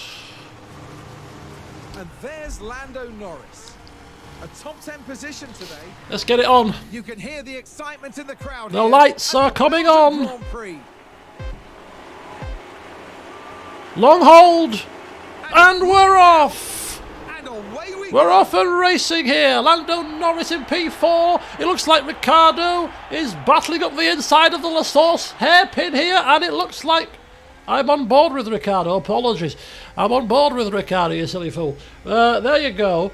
Ricciardo has just cemented his 5th position quite nicely. But here's Lando Norris up through Eau Rouge and straight flat out here. Straight flat out. And we haven't gained a position from the start, which basically is quite the rarity, but never mind. We continue to push for a lap at least. So it's still a 1-2 at Ferrari. Verstappen still in 3rd. Norris is tucked up behind Verstappen in 4th. We got Ricciardo in 5th. Perez hasn't made any forward moves yet. And Hamilton, of course, with the grid penalties of the 2 cars ahead of him, has inherited 8th position with an Ocon in 7th. It's Alonso who took a severe grid penalty to the back of the grid, it looks like there, down in 18th now, but probably got a fresh engine and some fresh parts. Russell, a horrendous qualifying. He's got a lot of work to do as we go back on board with Lando. It looks like we're going to keep him on push, because this little section coming up now is a good one to use your ERS on. It's fast sector. And we're going to make inroads here on the current world champion. It's not looking like it, which means we're probably going to start to have to settle into our rhythm and routine from an early point. I hope this is not going to be a dull race, but the trouble that we've got... Just be careful with this tyre. The trouble that we've got is if we're still a little few steps behind the two cars ahead of us, the Ferraris and the Red Bulls, but then we've taken a step further away from the cars behind us, we're going to end up in a situation where the cars ahead are too quick and the cars behind are too slow. So we're just driving around, like in the last race, in no man's land, because we can't catch the cars ahead, we're pulling away from the cars behind, so we're kind of just like in our own little world, which is fine because we can speed up the time when that happens. but it won't make for exciting. It won't make for exciting racing. Although we'll save the excitement for next season when we have a car that is definitely going to be challenging these guys much more often. But yeah, as we currently stand, it's fourth and fifth, quite comfortable right now, and keeping up with the back of Verstappen quite nicely, which is cool because we're going to get DRS at the start of the next lap. So I don't know if anybody was watching the race today, but heard that actually they're going to change the DRS rule, because currently there's, I think it's basically after the start of a race it's 3 laps. After a restart it's actually 2, not 3, before the DRS opens again. And they're going to experiment in this season's sprint races in, I think Martin said that they're going to allow the DRS to open pretty much straight away after a restart. So there's none of this waiting for 2 laps nonsense or waiting for 3 laps nonsense. It's just literally as soon as we go racing again, DRS is going to open straight away. So they're going to trial that in the sprint racing, which will be interesting. We'll see what happens there. Any exclamation on differences between active DRS modes, defend versus overtake? So deploy. We will check it. We will check in on other action too. I mean, I've tried to do that as much as I can. Some of the best action, for example, was the race in France with the Ferraris there on that last lap. That was pretty cool. But anyway, the difference between I don't actually know the difference between overtake and defend. The difference between deploy and these two is deploys your ERS strategically around the lap to give you the fastest lap. So it'll deploy a little bit here, a little bit there, a little bit there, a little bit there, to get you around the track as fast as possible. Whereas overtake and defend is a big long use of your ERS on a straight to defend or to attack the car ahead. Now the difference between overtake and defend, I don't know the difference between those, or if it's just the same. Yeah, deployment deploys a little bit of the ERS round the lap so that you use your 2 megajoules around the lap to get you the quickest lap, and then defend and overtake, you'd use your 2 megajoules much quicker than the lap end because you're deploying it more heavily on a straight to overtake or defend. So by the time you come to the end of a lap, you'd run out of your you'd use the whole 2 megajoules rather before the lap's finished. Whereas the deployment you should use the 2 megajoules basically towards the end of the lap if it's been deployed properly. A rough explanation, I hope that clears it. Yeah, intermittent deploy. It still turns off with overtake, it's just that it deploys more heavily on the straights. So you'd use more of it on the straight. So let's like on this straight, let's say on this straight here, in deploy mode you might use I don't know, just arbitrary figure, 10% of it, and if you use overtake you'd use 25.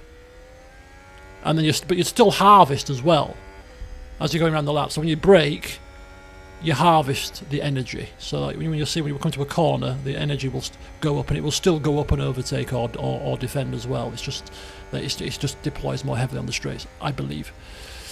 Speaking of which, we are still trying to make a pass on Verstappen, who doesn't have DRS on the cars ahead, and therefore we take advantage of having DRS behind, and we have actually passed him on the track. We've passed the Red Bull on the track here. No strategy, no rain, no issues. This is a pure pass for position here. Absolutely fantastic. And Perez on the back of Ricciardo hasn't made a move yet, but look at that. We're on lap 4 of 44, and we are mixing it up with the Red Bulls, who will be spitting feathers because they clearly have lost performance in comparison to the Ferraris. The Ferraris streaking off here into the distance. A 1-2, the 2 championship leaders, and you've got now Verstappen and Perez mixing it up with the McLarens as the Ferrari streak off. Clearly not doing a good job this season developing their car, I would like to say. Ocon out of DRS range from Perez. Hamilton just about sticking to the back of Ocon there. That'll be his battle for this race. You've got Tsunoda doing really well in the Alpine here. up into P9. That's probably one of the highest positions he's had all season. A very good race. And even the two Haas's of Magnussen and Mick Schumacher doing pretty well. And look at the Williams, 15th and 16th. Speaking of the Williams, they had a good race as well, didn't they, today? Their car wasn't looking too bad. Oh, it looks like we've lost a position to Max again. But don't worry, we'll get DRS down here now. It's our turn to get DRS down here. So look how close this is. Look how close this is. As Lando has DRS open on Max Verstappen, can't outbrake him this time. And we've got Ricciardo, who's got Perez on his tail. So now we have Red Bull, McLaren, Red Bull in a little bit of a train here, battling for the final podium position. We've got an incident in Sector 2. And it looks like Vettel dropping through the field like a stone. Sounds like someone's gone wide there. Let's have a look what happened to Vettel. Now, let's have a look here. This was the Aston Martin. Oh, he just parked it, and then he had to wait for all the other cars to come past, and he's gone to the back of the field. A calamity, a catastrophe for the how many championships? How many championships did Vettel win? 3 or 4? I've forgotten. Was it 4? I think it was 4, right? Or was it 3? That's a lock-up. I think it was 4. It was 4. Hello, Ambrister. I've been pretty good. Quiet day today. Quiet day. Went to book a holiday yesterday, so I've got 2 holidays booked for this year, and I'm going to be booking a 3rd one for my birthday. Get me, Mr. Jet Setter. Hello, Shelley. Right, here we go. We're coming up to lap 5, the start of lap 6 now even, and Norris still on the back of this train here, back of Verstappen. Warcraft mod for CK3. Wow. Okay, this could well be our battle for the entire race here, which is going to be well. One to keep an eye on, as we have once again got Lando Norris trying to give it large here against Mr. Verstappen, but the reason why we're not going to be using engine modes or ERS modes here to pass him is because as soon as we get past him, he's just going to repass us back. And I do believe that he has the faster car than us, the faster race car, but I don't know how convinced I am of this. I don't know if they do have a faster race car than us. It's probably closer than I think, but we'll see. Because we were keeping up without DRS, so and Ricciardo was staying ahead as well, so I kind of think perhaps we might not be quite so slow. I say slow, we're not slow anymore, are we? But slower. I thought we were. Maybe we're not as slower in comparison to the Red Bulls as I think. Maybe we're just on a par. Well, we are testing it. We're testing it very well. Go for it and see what happens. Okay, should we go for it? Should we go for it? I mean, we can clearly go for it on the tyres. We've got a lot of tyre play here. We can play a lot with the tyres because we've got degradation in hand. So I'm kind of waiting. I kind of feel like we should wait towards the end of the stint. Let's have a look at the... Oh, they're on softs! Hang on! Hang on to your hats, folks. This changes things slightly. I forgot to check the tyre strategies. He's on a set of softs that are worn softs. Interesting, because you could probably still get to the end of the race on them because we've seen that the hard tyres last a long time. But that means that he's probably going to have to conserve, whereas we can start to push. Our tyres are probably quicker than his because his have dropped off more than ours because of the degradation. So that makes it even more imperative, really, for us to get this done. He's actually probably slowing us down. Right, overtake mode, full push. We've got a competitor crash. Who's crashed? It looks like it could be Bottas. No, it's Stroll. Okay, forget that for now. But there we go. Here we go. Full push, full power. Overtake mode on the DRS. We've got to get this move done because he's slowing us down on his knackered old soft tyres here. Yeah, fine.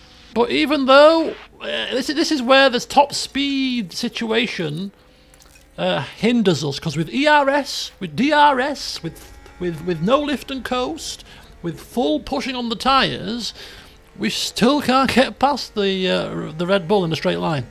So this could be where the straight line situation, the straight line speed situation that we face, given that we've never developed anything to do with straight line speed, is beginning to harm us a little bit. But hey ho. So we have to think of the strategy. We have to think of the strategy here.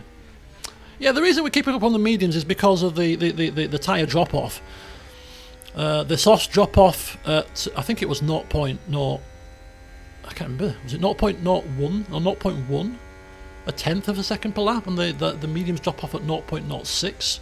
So every lap, the mediums are 2/100ths quicker every time. So after 10 laps, they'll be 2/10ths quicker in their comparative times, and the softs were about 3/10ths of a lap quicker. So by my reckoning, that's 15 laps. The tyres would then be on the same lap times. Of course, the issue with the softs is they degrade faster, so therefore you might need to do more stops. But I still think you can make these softs last to the air to far enough to be able to use the hard tyres till the end. But they'll have to conserve those hards, whereas we will extend our medium stint for as long as possible to give us the fresher hards for the end. And that kind of tyre drop off, that kind of tyre offset, by going longer on the mediums. And these guys have to go have to come in earlier for the hards. That if they come on the hards and we go on the hards and we've got like 10 laps in hand, that's a big difference when it comes to time to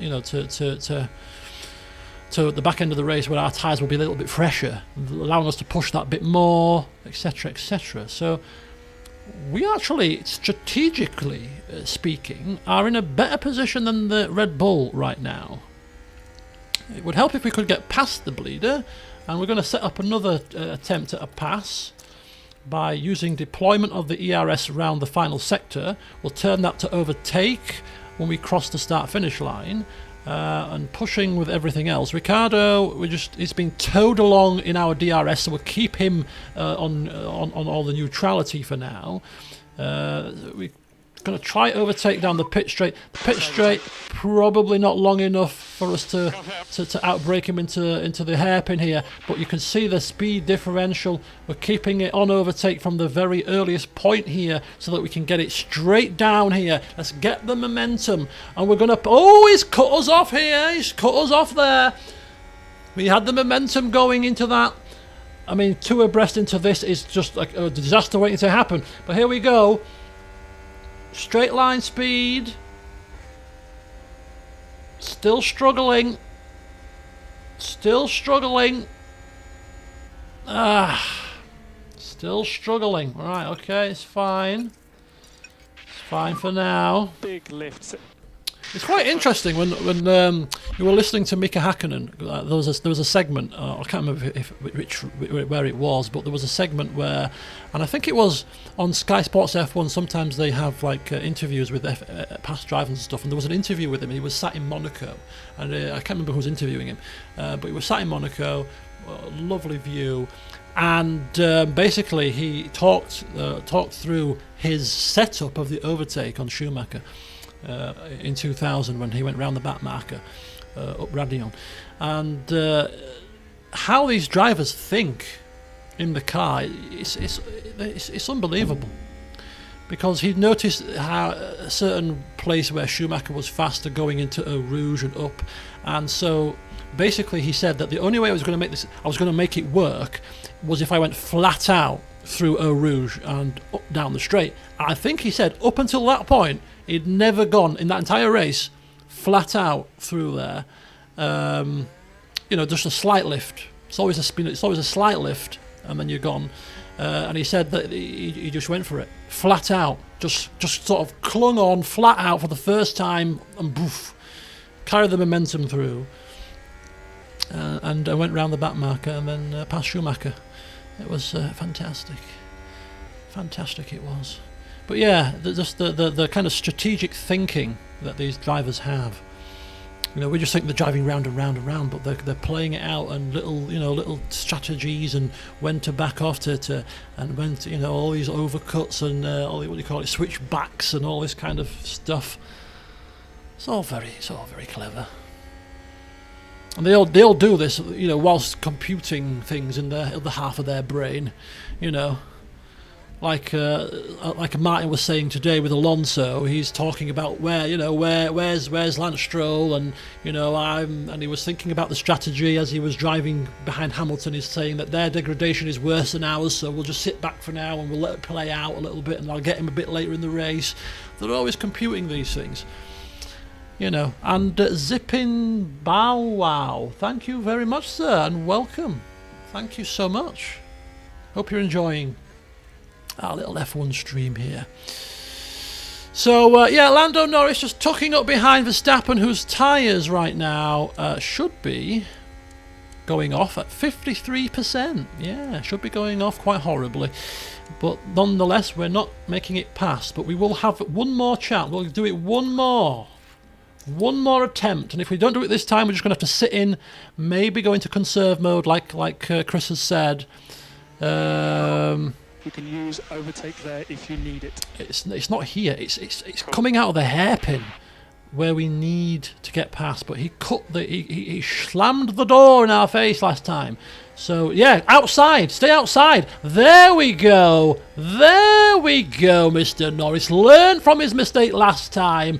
Powers down through Eau Rouge and flat out. He's made it stick this time. I think he'll get the DRS now, but he's surely too far behind. McLaren gain a position. Ooh, we hope he's too far behind. Block him off! Block him off! Block him off! No! Come on! Come on, deployment! Oh, for God's sake! I don't believe it! Oh, right. Okay, as we were. Red Bull gained a place. See you later, Max. Never mind. Just be careful with this time. Oh, dear. Oh, no. Right, okay. All right, okay. It's fine. It's fine. We'll get it. We'll try it again. We'll try it again in the next lap. Is this a good game because it's free to play this weekend? Well, it's free to play this weekend. This weekend is almost finished. I enjoy it, and if you're an F1 fan, you'll probably enjoy it. It was free to play all weekend. I'm assuming because it was the first race of the season. Oh, and Monday too. Oh, nice. Well, I say give it a try. If it's free to play, what have you got to lose? Give it a whirl. It's good fun. Righty-ho. What am I doing? I'm not even concentrating here. Let's do it again. Let's do it again, Sonny Jim. Let's do it again. Okay. Once again, into the hairpin. Don't switch to the inside, switch to the outside. Gets the momentum. Gets the momentum once again. Passing into Eau Rouge. 2 into here is catastrophe waiting to flipping happen. But it means that if Max gets the DRS again, it means that no, we've got the DRS now because we were slightly behind by the detection point. So good old Lando Norris has done a bit of a strategy there. He's like, I don't want to be ahead. I don't want to be ahead at the detection line. No, sir, I'm not going to pass you there. I'm going to pass you a bit later and make it stick this time. Right, full deployment, full pushing. Let's break that 1 second gap on the worn, soft-shod tyres of Max. We should definitely pull a gap out here because we're definitely the faster car. We're definitely the faster car here. So ERS deployment. We're already a second ahead as we make the gap. We don't want any DRS from Max into the first sector. 1.4. There's the gap. Right, we're going to stop that. We can still afford to push the tyres and push the engine a little bit though. And now Ricciardo will be next. Ricciardo will be next as the ailing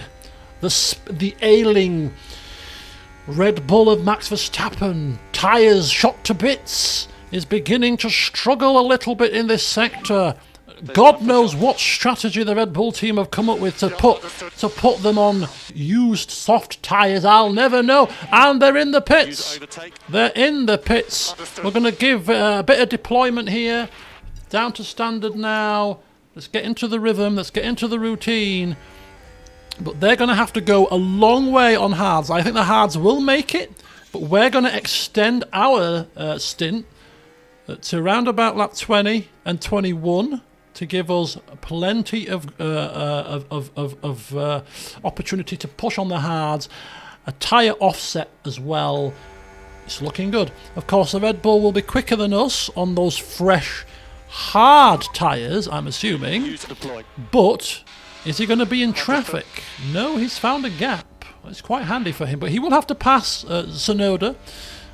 So he's come out in a pretty decent gap. So he will be now on fresh hards, will be much quicker than us on these fresh hards, but we're hoping for that tyre offset to come into effect later down the line. So he will undercut us pretty significantly actually here, but it's later in the race when his tyres are going off and ours are still a bit fresher that we're hoping that will make a difference. It might do, it might not, we'll see.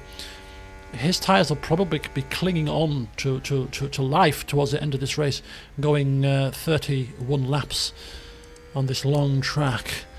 But nonetheless, Norris now, it's all about getting into that rhythm, getting into that routine, and we're going to take Daniel now down to that. Daniel is in DRS range, so Norris can pull Daniel along as well to help his teammate, because he is the slower of the two. We want to create a gap to Perez, and Perez there on soft tyres as well, 2 seconds behind Ricciardo. So Sainz coming in. Leclerc is on a set of mediums, which to me is the better strategy, but Sainz went on for some softs, as did Verstappen. So this is our... was he in the lead of the race? I can't remember if it was him or Leclerc, but I think... look at that, Ricciardo with the fastest... Look how close he is, Jesus. We don't want to... let's not have any issues like a Red Bull ring, shall we? Just sit in the DRS and be pulled along nicely, thank you very much. Don't want any dramas here, if you don't mind. There's a podium up for grabs. Swap positions, please. Okay, understood. You don't have to swap positions, just don't pass him is all. Just stick behind him. Just stick behind him is all we ask. There you go. Tow each other along nicely. We don't want no squabbling here. Right, okay. And there's Sainz in the background on his fresh, hard tyres, gaining at an inordinate amount of knots here. But this is not our fight. Will be our fight next season, I can guarantee you that much. We'll be fighting you buggers, but right now it's not our fight. Norris is at 58%. That's fine. That's fine. That's fine. We're on par of the... Well, actually, he's not going to make it to lap 20. He can still make it to lap 20. We'll bring Norris in first. Norris on lap 20. Ricciardo on lap 21. I know, sniffing around his rear like a dog in heat. Yes, what a lovely image you've conjured there, Joe. Cadbury's cream egg. You're from America, right, Ambrister? In which case, Cadbury's cream eggs would be quite rare over there, I imagine. Are you from America or not? I mean, maybe I've got that confused. What is DRS? Last time I watched F1 was in 2005. You see that little slot that just opened at the back of the wing? Effectively, that's what it is. It's a drag reduction system. So basically the rear wing has a slot on it, and in order to help overtaking, because it's quite difficult to overtake in F1, basically they made a kind of a fake overtake situation, where if we go to Ricciardo's car here, and go to the rear view, the rear wing opens. Now, you can only use it if you're within 1 second of the car ahead, when you go past a detection point on the track. And if you are, when it comes to the DRS zone, of which there may be 1 or 2, or even 3 per circuit, you can open the DRS, open the rear wing flap, which reduces the drag and improves your top speed on the straight to aid overtaking. And that's what it is. And it's usually quite powerful. Some circuits it's less powerful, but it usually results in an overtake more often than not if you're within a second. That must have been a controversial change. You know what, it's been that long I can't even remember what happened when it came in.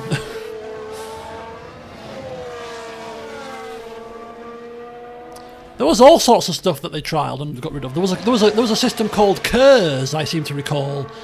And wasn't KERS like a turbo boost button that people could use? It was quite similar to ERS, but I think it had some differences. That was brought out roughly around about the same time.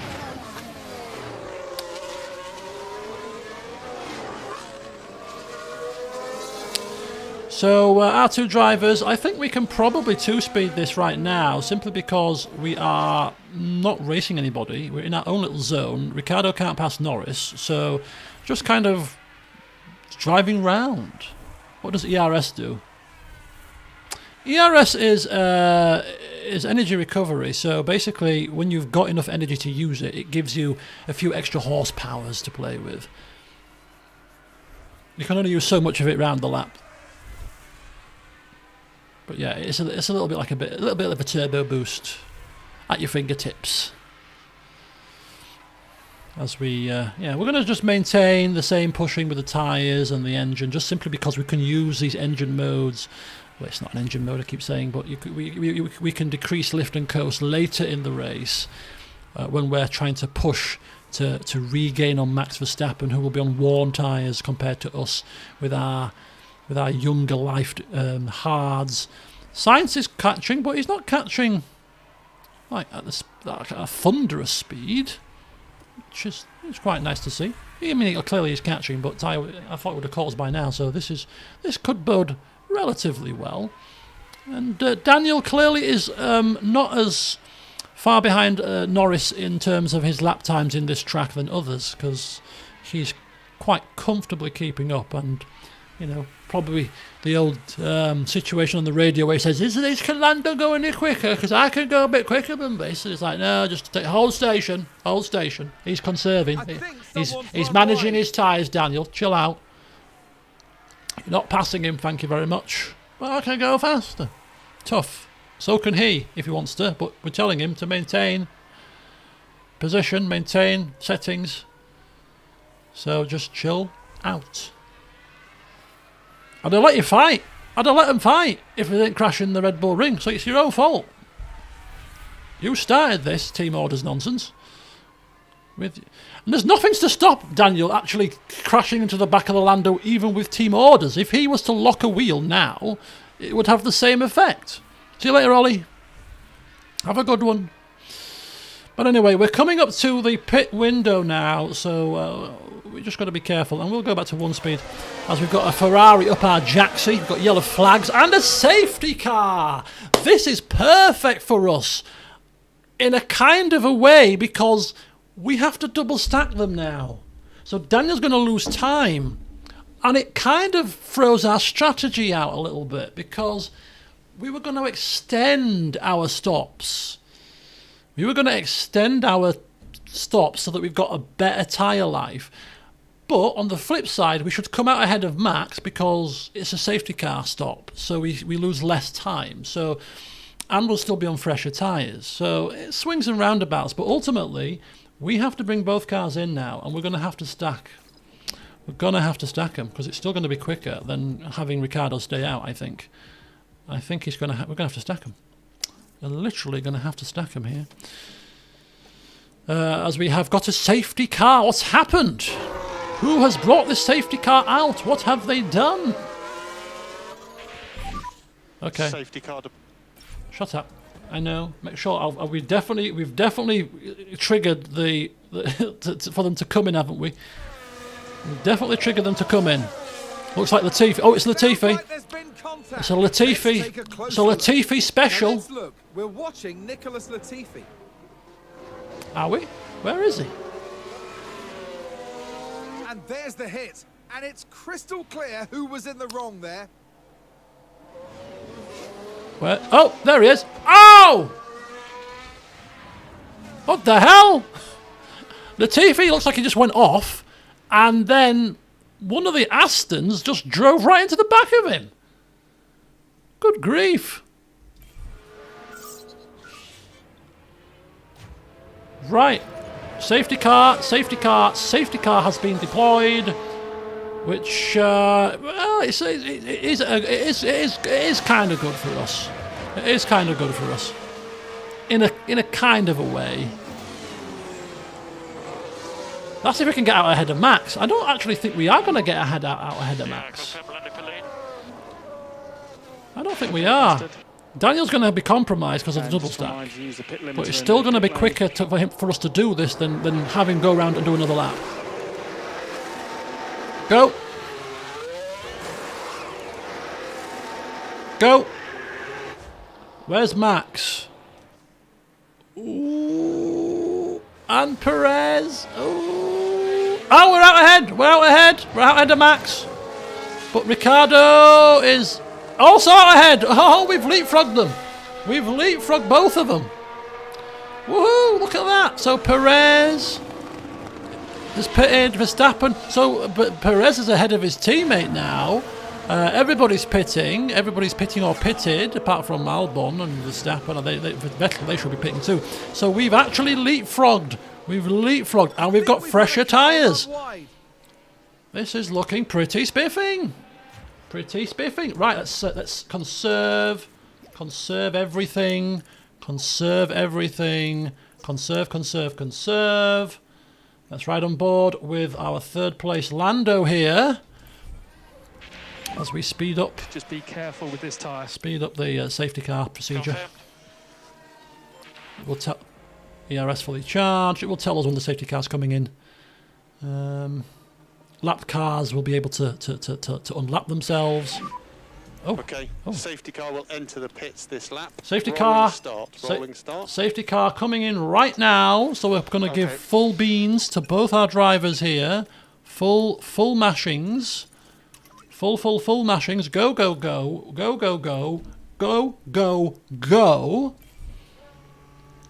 And we are racing. Of course, you can't pass until you pass the start-finish line, which is the safety car line. Normal racing conditions have been resumed. And here we are. Oh, whoa. Look at Verstappen. True to real life, like a flipping maniac. Almost took us out with a massive lunge up the inside of his teammate. It's a pity you can't do random. It's a pity. That's another feature in this game that I think would be quite cool, is the ability to do your own replays. Because I would quite like to have seen that again.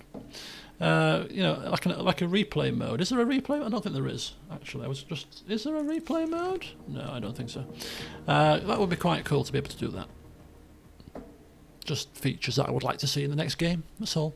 Better split times in qualifying, and the ability to pass slower cars without issue, and replays as and when you want. That's at least 3 to start with.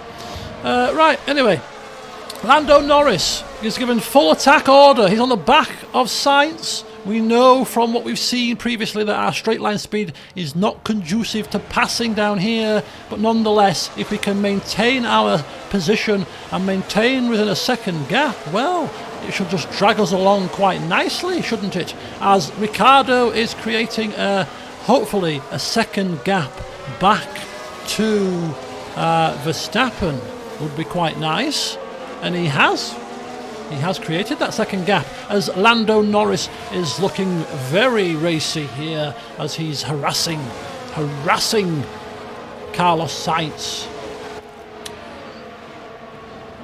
just going to turn down the pushing of the tyres simply and the ERS. We're going to keep the engine pushing though, because we've got quite a bit of fuel to play with here. So things are looking pretty good for us so far. Looking pretty good indeed. Liking what I'm seeing. Sparks flying off. As, yeah, definitely looking comfortable here. Looking comfy. Stuck onto the back of the Ferraris.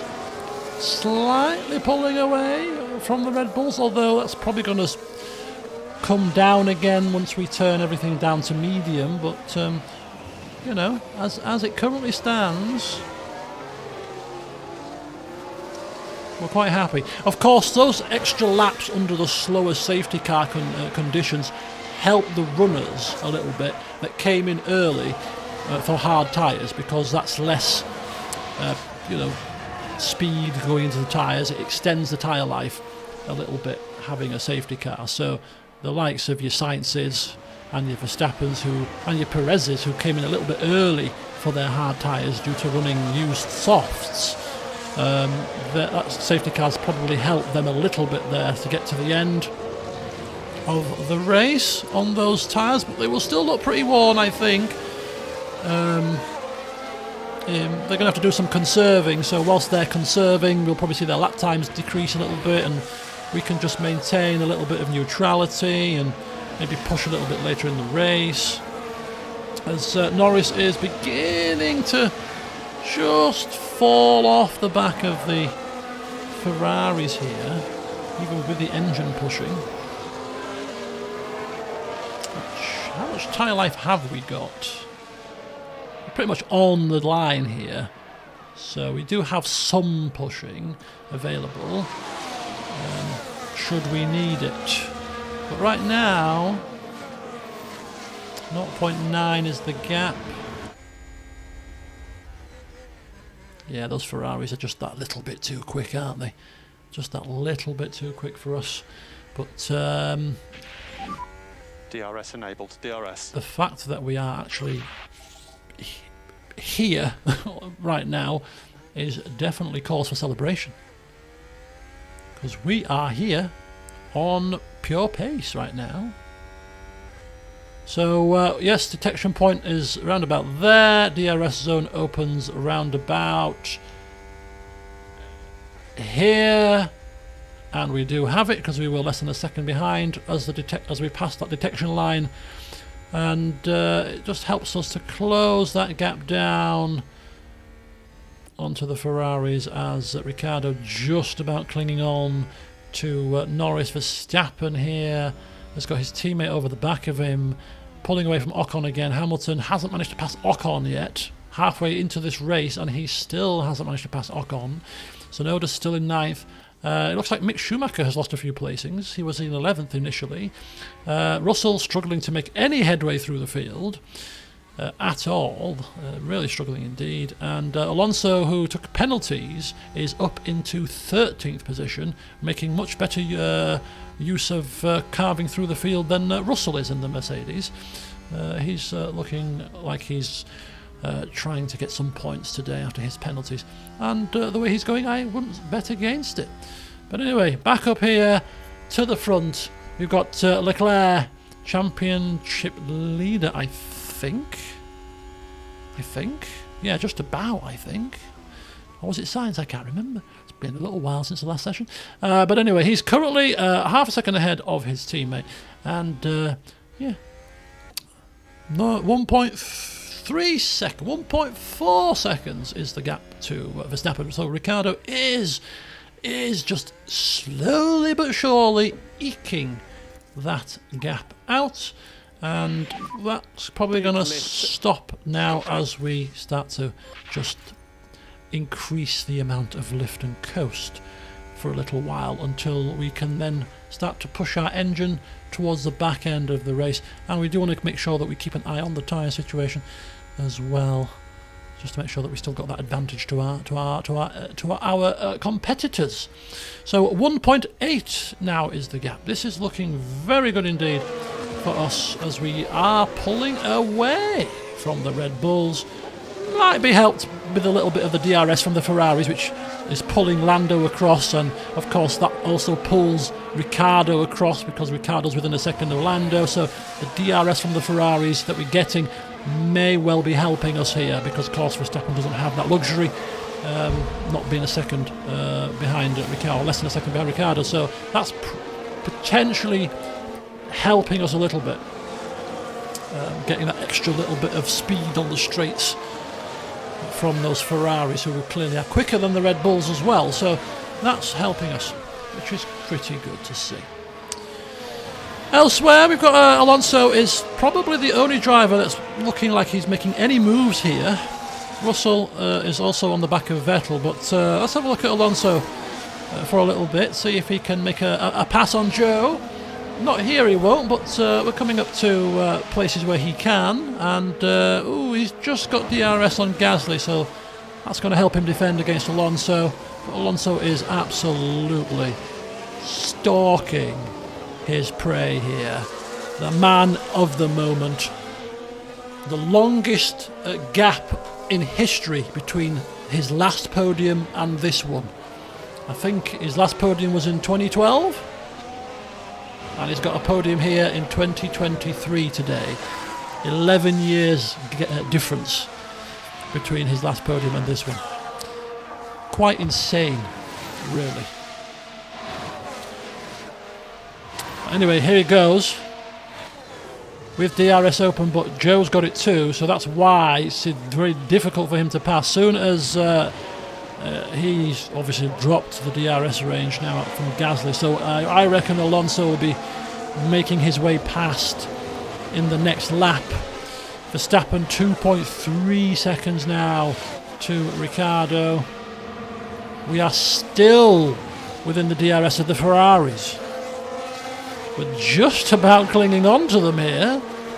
This is very good viewing. Very good indeed. It's all very comfortable. You got a podium in 2021? Did he? Well, they lied on the commentary then, didn't they? I'm sure they said it was the longest podium between podiums. I could have sworn blind that's what they said. They're lying swines. Or did they say something else? Yeah, they said I could have. I'm almost certain they said it was the longest podium gap. And they said his last podium was in 2012. I stand corrected. It's just either I misheard or they got it wrong. That's why I'm blaming. I'm blaming whoever it was. I can't remember which of the two commentators it was actually that mentioned it. I'm trying to think now what else they could have said. The longest gap. I'm almost like 90% certain. What, another safety car? What's happened now?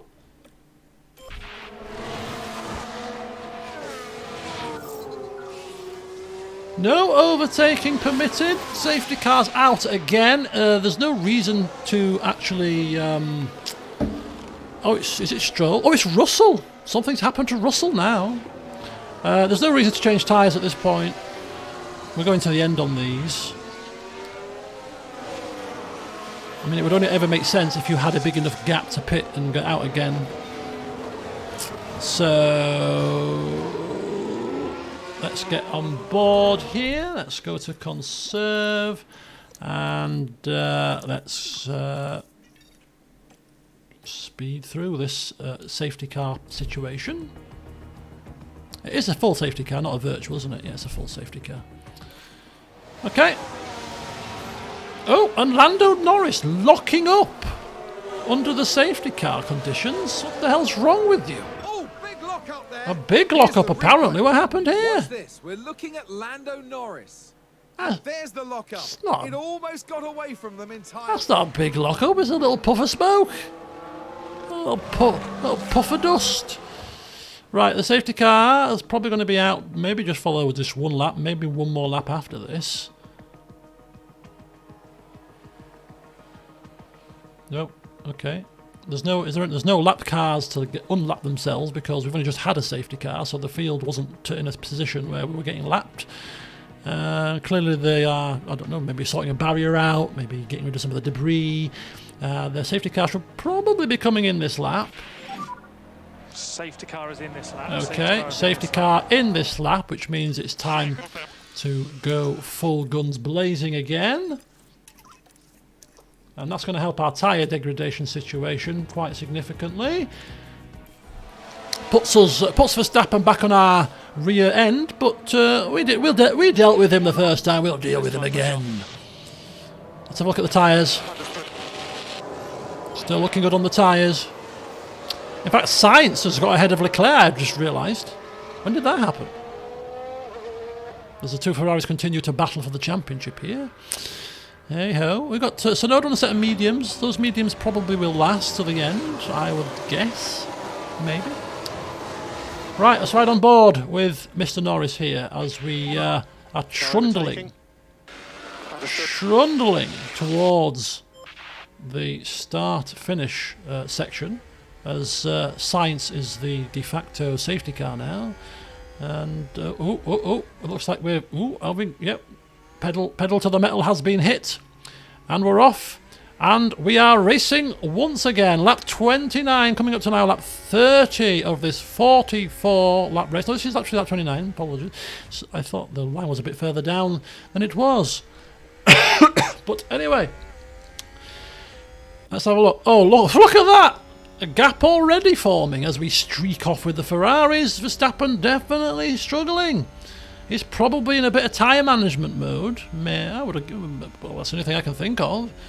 But that's there. Oh. Already a second behind.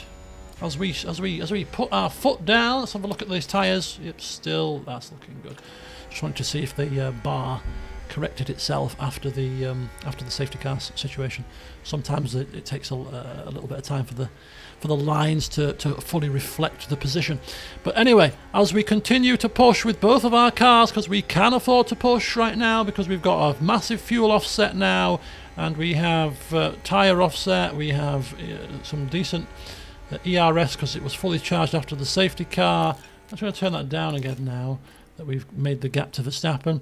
But we're going to be pretty much as we were. I can't see us passing these Ferraris.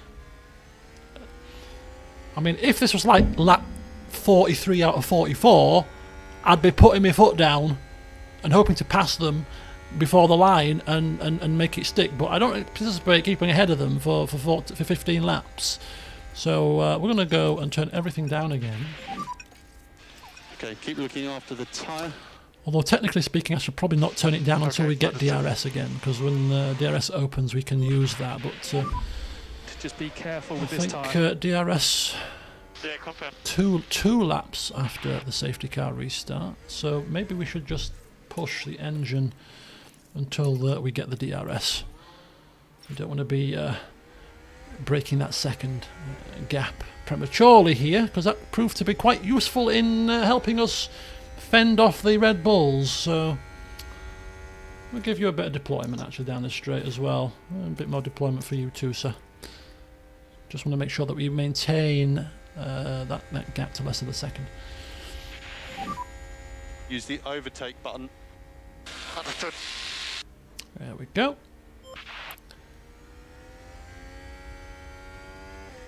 So we should get DRS probably at the start of the next lap then.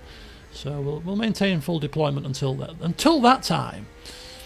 So anyway, Hamilton is in P9, Magnussen 10, Gasly 11, Tsunoda, Ocon up there. Looks like, yeah, Hamilton not having a great race, is he? I mean, clearly Russell is now out of the race. Alonso going to be sick of the sight of this guy by the end of the race, isn't he? Absolutely sick to death of it. Okay, coming round.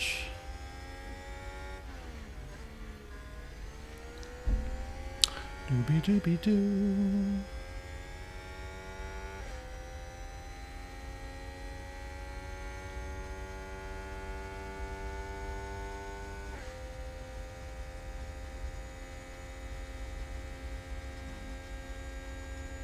Right, here we go.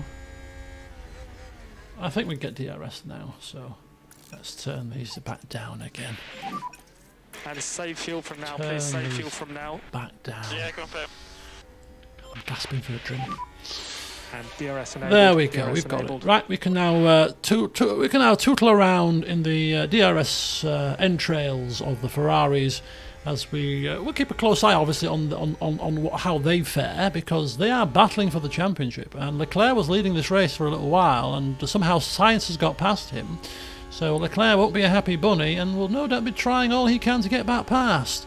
Has the DRS open down the straight here, but he's too far, or is he too far as he makes a lunge up the inside here? The perfect situation would be for them to take each other out. Just saying, if you want to take each other out, you feel free. Feel free. Puts us in a nice position, doesn't it, if they take each other out? But no, it was a clean pass, and Leclerc has moved up to first position once again as the Ferraris squabble, and they should. They are championship rivals. No team orders here. They've got such a massive gap in the constructors that even so, if they were to take each other out, it wouldn't be the biggest catastrophe known to man. I mean, the team wouldn't be happy, I can quite assure you, but it's not the end of the world. Right. Anyway, we're going to bump the speed to 2-speed because we're in the same position as we were, which was basically just clinging on to the coattails, pulling away from Verstappen, and just looking very comfortable to take our third and fourth. We'll take it where we can. Norris is out of DRS, so whilst we are out of it, we just give him a bit more pushing, including tyres as well, and we'll have to do the same with Daniel, so that he doesn't lose Norris. As the Ferraris now are battling again, we'll take it down and watch this battle live, and Sainz and Leclerc are absolutely doggedly fighting it out here. Doggedly fighting, and Sainz is back past his teammate. Norris now half a second, so we'll turn down again. Let's turn these down. We're back in the DRS range and gapped now 2.3 to Max Verstappen, which is good. I mean, if we can maintain this gap until the end of the race, we might be able to have a proper push. The tyres are quite similar, Leclerc's are better. I mean, ultimately, we could have a bit of a push at the back end of the race. You know, if there's like 3 laps to go, we're going to go all guns blazing here.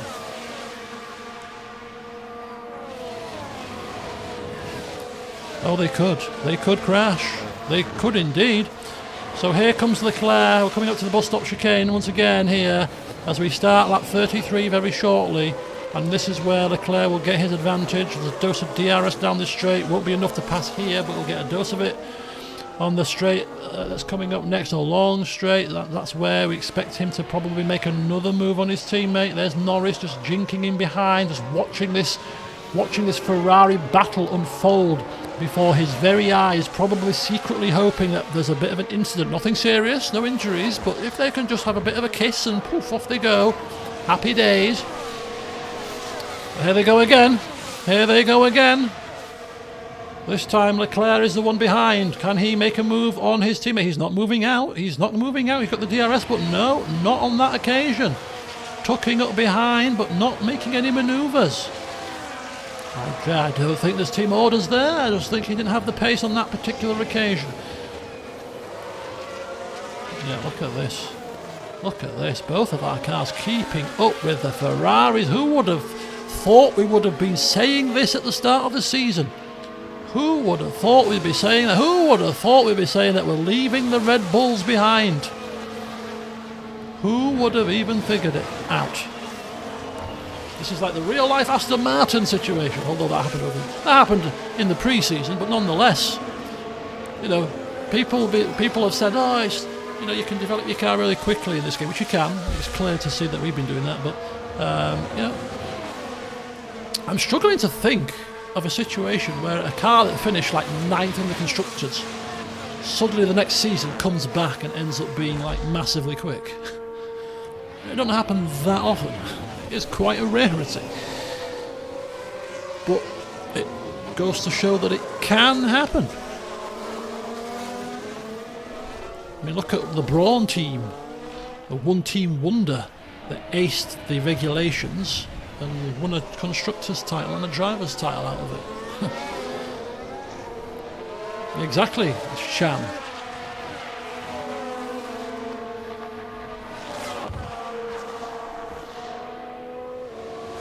It's very rare, but it can happen.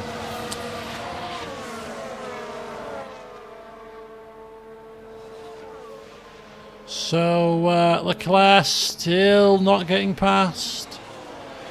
Norris still within DRS, as is Ricciardo. Verstappen and Perez are battling for position here. This probably won't be happening in real life, but hey ho. Perez is coming off second best on that occasion, but the two Red Bulls squabbling for P5 right now.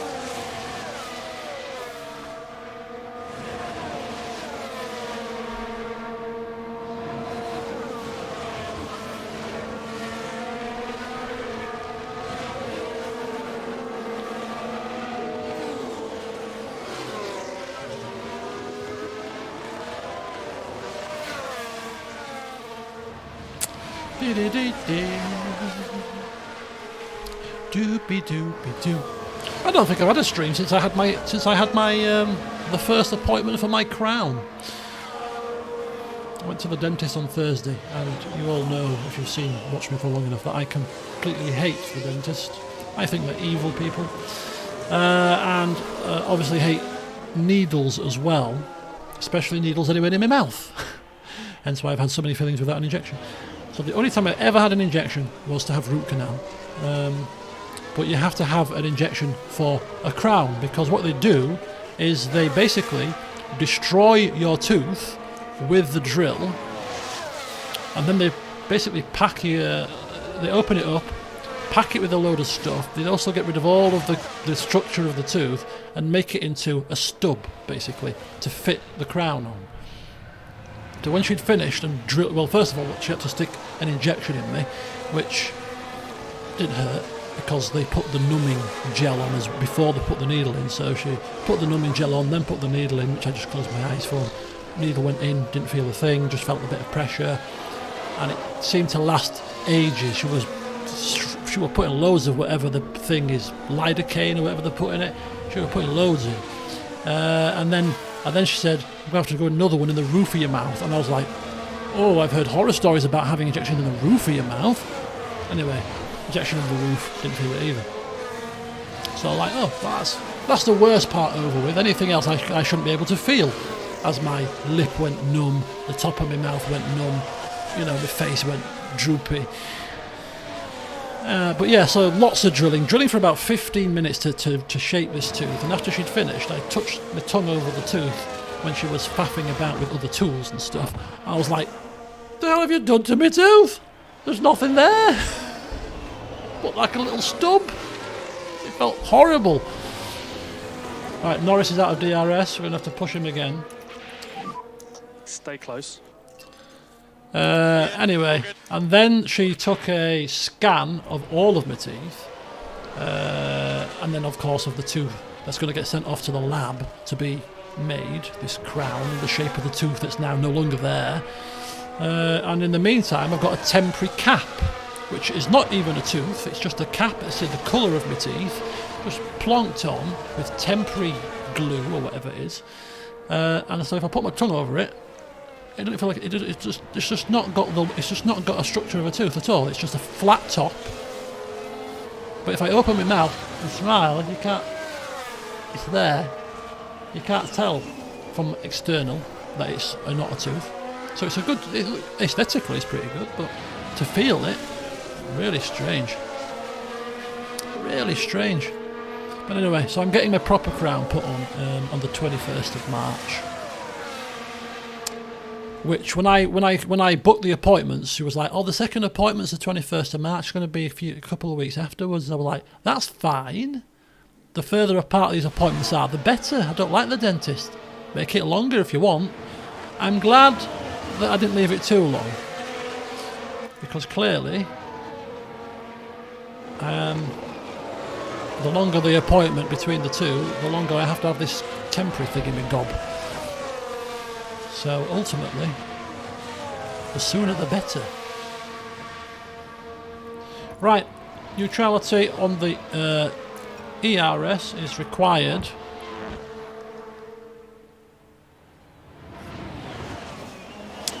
And standard and balanced once Okay, keep again. looking after the tyre. So I'm not an expert with dentists, but I've always had a dislike of them because I hate Just be pain careful with this tyre. and needles and stuff. Confirm. But I've had root canal, I've had fillings, Good lap. That's a good and I haven't had a tooth out conscious yet. I don't wish to have one out, but at some point I probably will. So if I've had root canal and a crown now and fillings, I honestly ask people: is there what is the worst dental treatment you can have in terms of like pain, in terms of I don't know, whatever? What is the worst? Probably having your wisdom teeth out is probably the worst I hear. But let's forget that because of my wisdom teeth. Touch wood, plenty of room in my mouth for my wisdom teeth. No issues with the wisdom teeth. So hopefully we'll have to have them out anytime soon. But you know. What is the worst dental treatment that you could possibly have? Because I heard that root canal is like the dreaded root canal for most people. Oh, root canal. Oh. 'Cause I'm just trying to weigh up in my little head as to, you know, is there anything else that I could have in the dentist that I've not had that would be horrendous? Because root canal and a crown, for example, not bad at all. Not bad at all.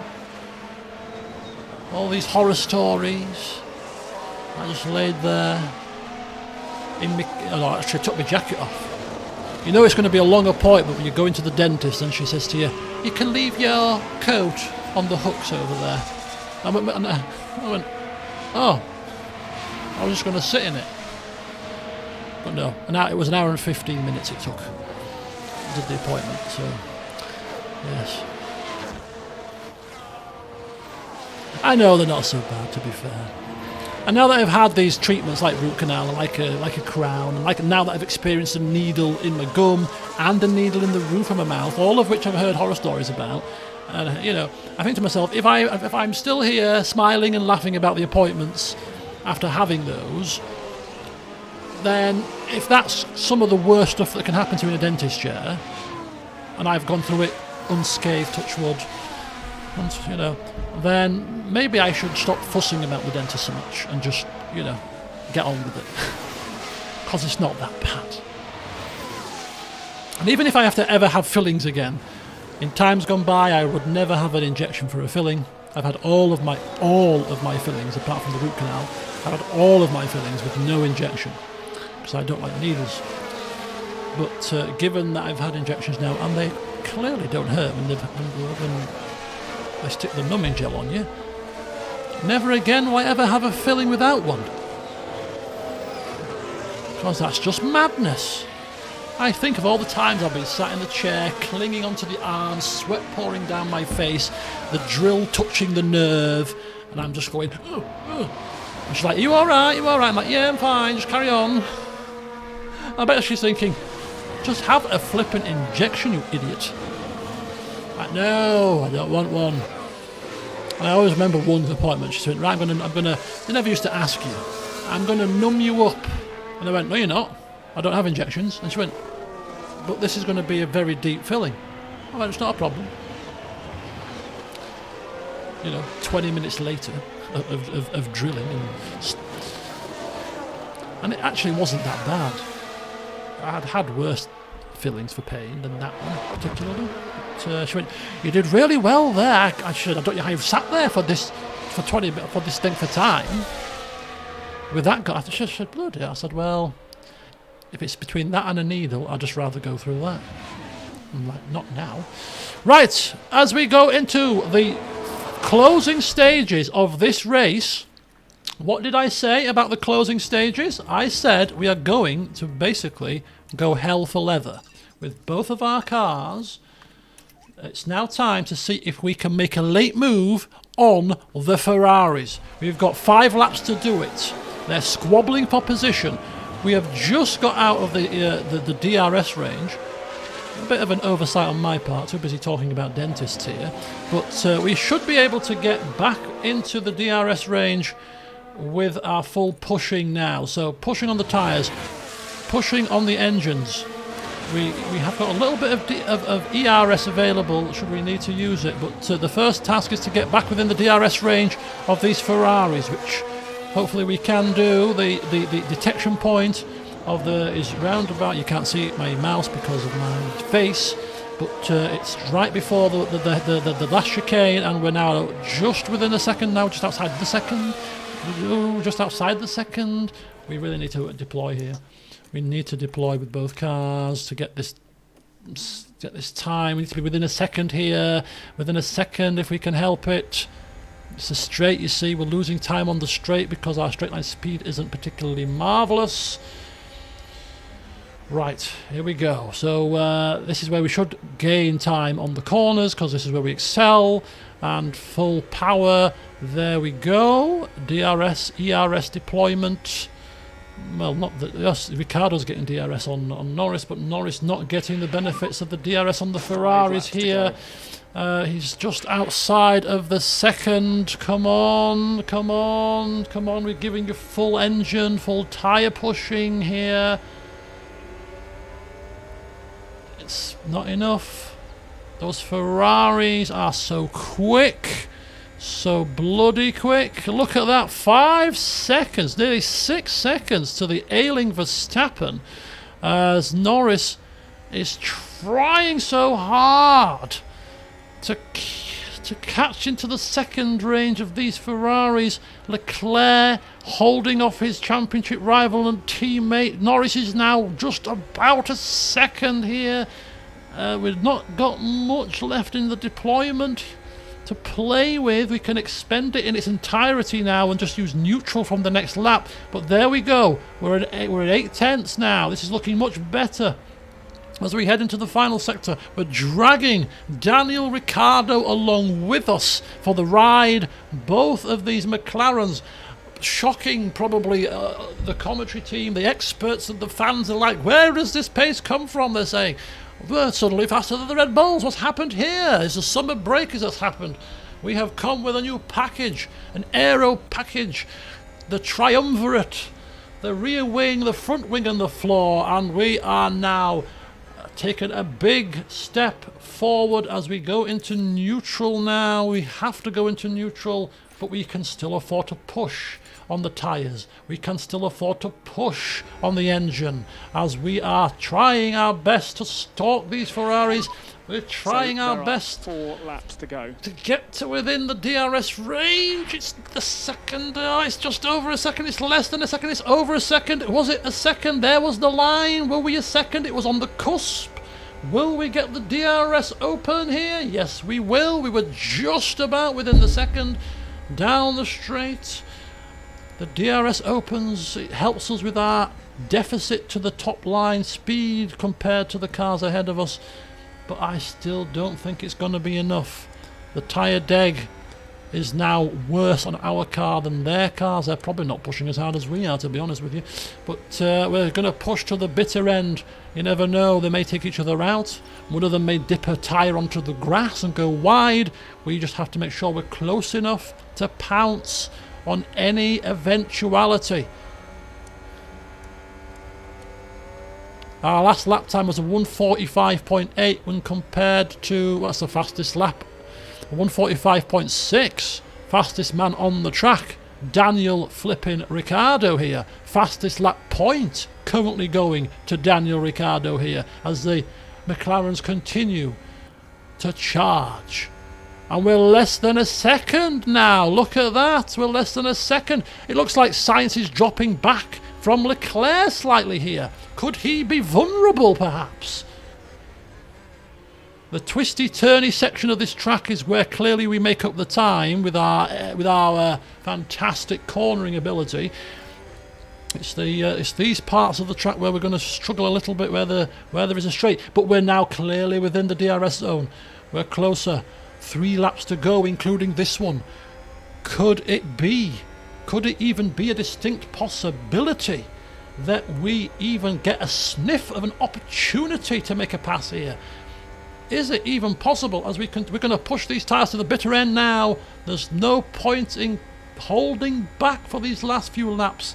Lando Norris is now 7 tenths behind Sainz. He was 9 tenths the last lap at that same point, so he is closing. This is where we make up the time. The twisty sections, the downforce of this McLaren is second to none due to Potter's design focus.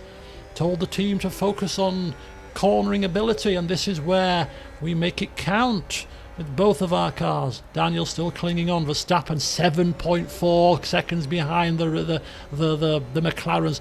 Completely, the Red Bulls outmatched and outclassed today by the Ferraris and the McLarens, dare we say. Absolutely unbelievable here. Alonso has made his way up through the field. He's finally landed in P11. 1 place away from a point, rather frustratingly for him. But here we go, continuing to ride on board with the lead McLaren. It's Lando Norris now, 7 tenths behind Carlos Sainz as we're coming into the final chicane. One more time to take us in to the penultimate lap. 6 tenths, 8 tenths. The contraction and extension magnified 2 laps to go. due to the speed of the corners. But we are still close. We are still close. Not close enough. 7 tenths, 6 tenths. I think we're definitely gaining per lap. We were 6 tenths at the end of the straight. We've got DRS, so we should be probably closer than that at the end of the straight this time. Maybe around about 5 tenths? 7 tenths? No, 6? 7? Okay. Kind of same. Ricciardo is just trying his best to cling on to the back of his teammate here, but he is just dropping back slightly. Ricciardo is fine. Ricciardo clearly can't keep up. He's got a massive gap to Verstappen. Perez is still only 2 tenths behind his teammate. I mean, the audacity of passing Max on the final lap. We'll have to keep an eye on that one. Sainz half a second.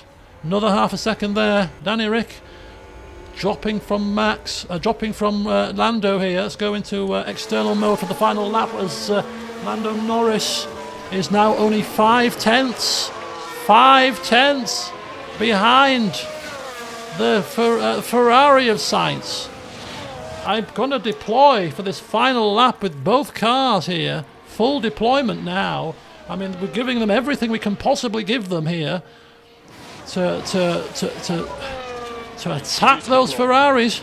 Okay. He's going to get one chance and one chance only, and that's going to be down Radion here. As we are now clinging to the rear end, to the gearbox of Sainz. It's not looking like we are close enough here. As he turns into the La Source hairpin one final time. Down the old pit straight. Coming up to Eau Rouge. Sweeping left, then right, and DRS open. Down the straight. Can he make it? One chance and one chance only. The only drawback, of course, is that Sainz has got the DRS on his teammate, so he's helping to defend against the McLaren. But you've got to give it to him. I mean, the fact that we are pushing these Ferraris to an inch of their lives here is an absolute turn up for the books as we come round this sector for the final time. We look at how close we are. We are not giving up the ghost just yet, and we're coming down here. Ooh. Come on, Lando. Put your foot down, son. A last gasp ditch outbreak manoeuvre into the chicane? Could it be possible? Could it be possible? I bet Sainz is absolutely crapping his pants. He's looking in his mirrors furiously. He's got more problems behind than problems ahead. First place is clearly not going to happen today, but he's got to be careful. One mistake, one little mistake on that brake pedal going into that final chicane, Sonny Jim, and you're going to be in danger. But he doesn't make one. He turns right, he turns left. It's a Ferrari 1-2 here in Spa, but in a race that does not cater to our car strengths, we finish 7/10 behind the second Ferrari. We finish 8.5 seconds ahead of the lead Red Bull. I'd love to see what's going to happen on a track that favours cornering rather than top speed, because we could be a force to be reckoned with. I don't know, that's the checkered flag. Oh, Yeah, that was good fun. that was good fun. Good job. You're damn right. And look after the fuel on the in-lap. Look at that. Big step forward for the McLaren boys today. See you later, Cham. See you later. Big step forward. I don't even remember what race is next. Is it Singapore? Is it the Circuit of America? Where do we go? It could well be Monza, actually. Which, again, is a very high-speed circuit, which is not going to cater to our car strengths. But nonetheless, we'll see what happens. So it's Ferrari, McLaren, Red Bull, the first 6 in terms of the constructors' finishing places. And then Ocon picking up P7, Tsunoda 8th, Hamilton 9th, and Pierre Gasly rounding out the top 10. Days to forget for George Russell. And, well, mainly George Russell is the main car out of position down there. Look at the Drivers' Championship then. So Lando Norris gaining on Lewis Hamilton by a whopping 13 points. Daniel Ricciardo gaining on Sergio Perez. I mean, could we even get a 4th place finish in the drivers' standings? This is unbelievable. And in the constructors, well, Leclerc extending that gap up at the top. Ferrari, clearly a class apart. Red Bull, I mean, we're only about, 78 points behind Red Bull? I mean, that would be flipping ludicrous, wouldn't it? But the gap to Mercedes is definitely looking very healthy right now. A now solid 3rd place. And rather than looking behind us, we are actually now looking ahead of us. Red Bull, we're going to push you to the end of the season, my friends. We've got 8 rounds left. You only need them to fail to finish a couple of times and they could be in a bit of problems. Development point for Lando. We continue to move onwards. We've got the bonuses. We've got the sponsorship deals done. The drivers get their race bonus. And the refurbishments are complete of the build. And the rear wing manufacturing is done, but we already had the rear wing fixed on the floor too. So everything looking pretty spiffing. Let's have a look at that. That's fine. Underfloor. Post-race expectations have been exceeded clearly. I mean, come on now. The Dutch Grand Prix is in 4 days' time. No time for blithering. No time for blathering. We're going straight into a double race weekend. I think it might even be a triple header. Sure, it was a triple header. Yeah, it was. Look there. Dutch Grand Prix. Then I think it might be Monza next. Yeah, it was a triple header. So 3 races in quick succession. Let's have a look at the calendar, the circuits here. Let's have a look at Zandvoort, Max Verstappen's home Grand Prix here, the Dutch Grand Prix. Let's have a look at the attributes for this track and see if it's going to be to our strengths. Medium and high speed cornering. Pretty much is. I expect to go very well here now then. So this is going to be an interesting one. So the next race is going to be in Holland. The Dutch Grand Prix at Zandvoort will... Confidence is high, of course it is. Well, the finances are fine. Everything's looking spiffing and rosy. So, yeah. Let's see if Max can win his own race. I'm just guessing that he won't, because the Ferraris are looking mighty fast, and then all of a sudden the McLarens have thrown a spanner into the Red Bull works. Where did you come from? Anyway, Anyway, 2 days' time, our aero testing period ends, and we get a new, fresh set of wind tunnel and CFD time, and we get a vote on some regulation changes as well. All to look forward to in the next session. But anyway, things are looking bright. Things are looking orange. Who remembers the orange adverts from all those years back?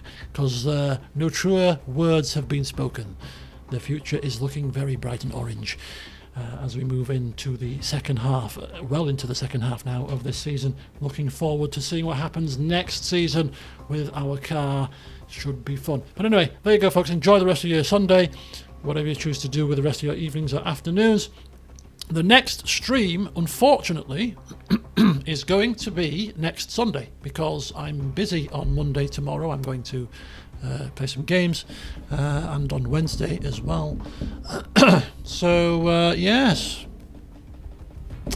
No streams on Monday or Wednesday this week, so that means that the next stream will be next Sunday. But I'll get some other stuff up for you guys, hopefully, in the week. Another session of this, a session of CK2 has to go up as well, a recorded session. So Branty will put on a hold for now and stream that next Sunday for you guys. So yeah, have a good week, whatever you choose to do, and hopefully see some of you next time. So until then, thank you all for watching. And until next time, I'll see you soon.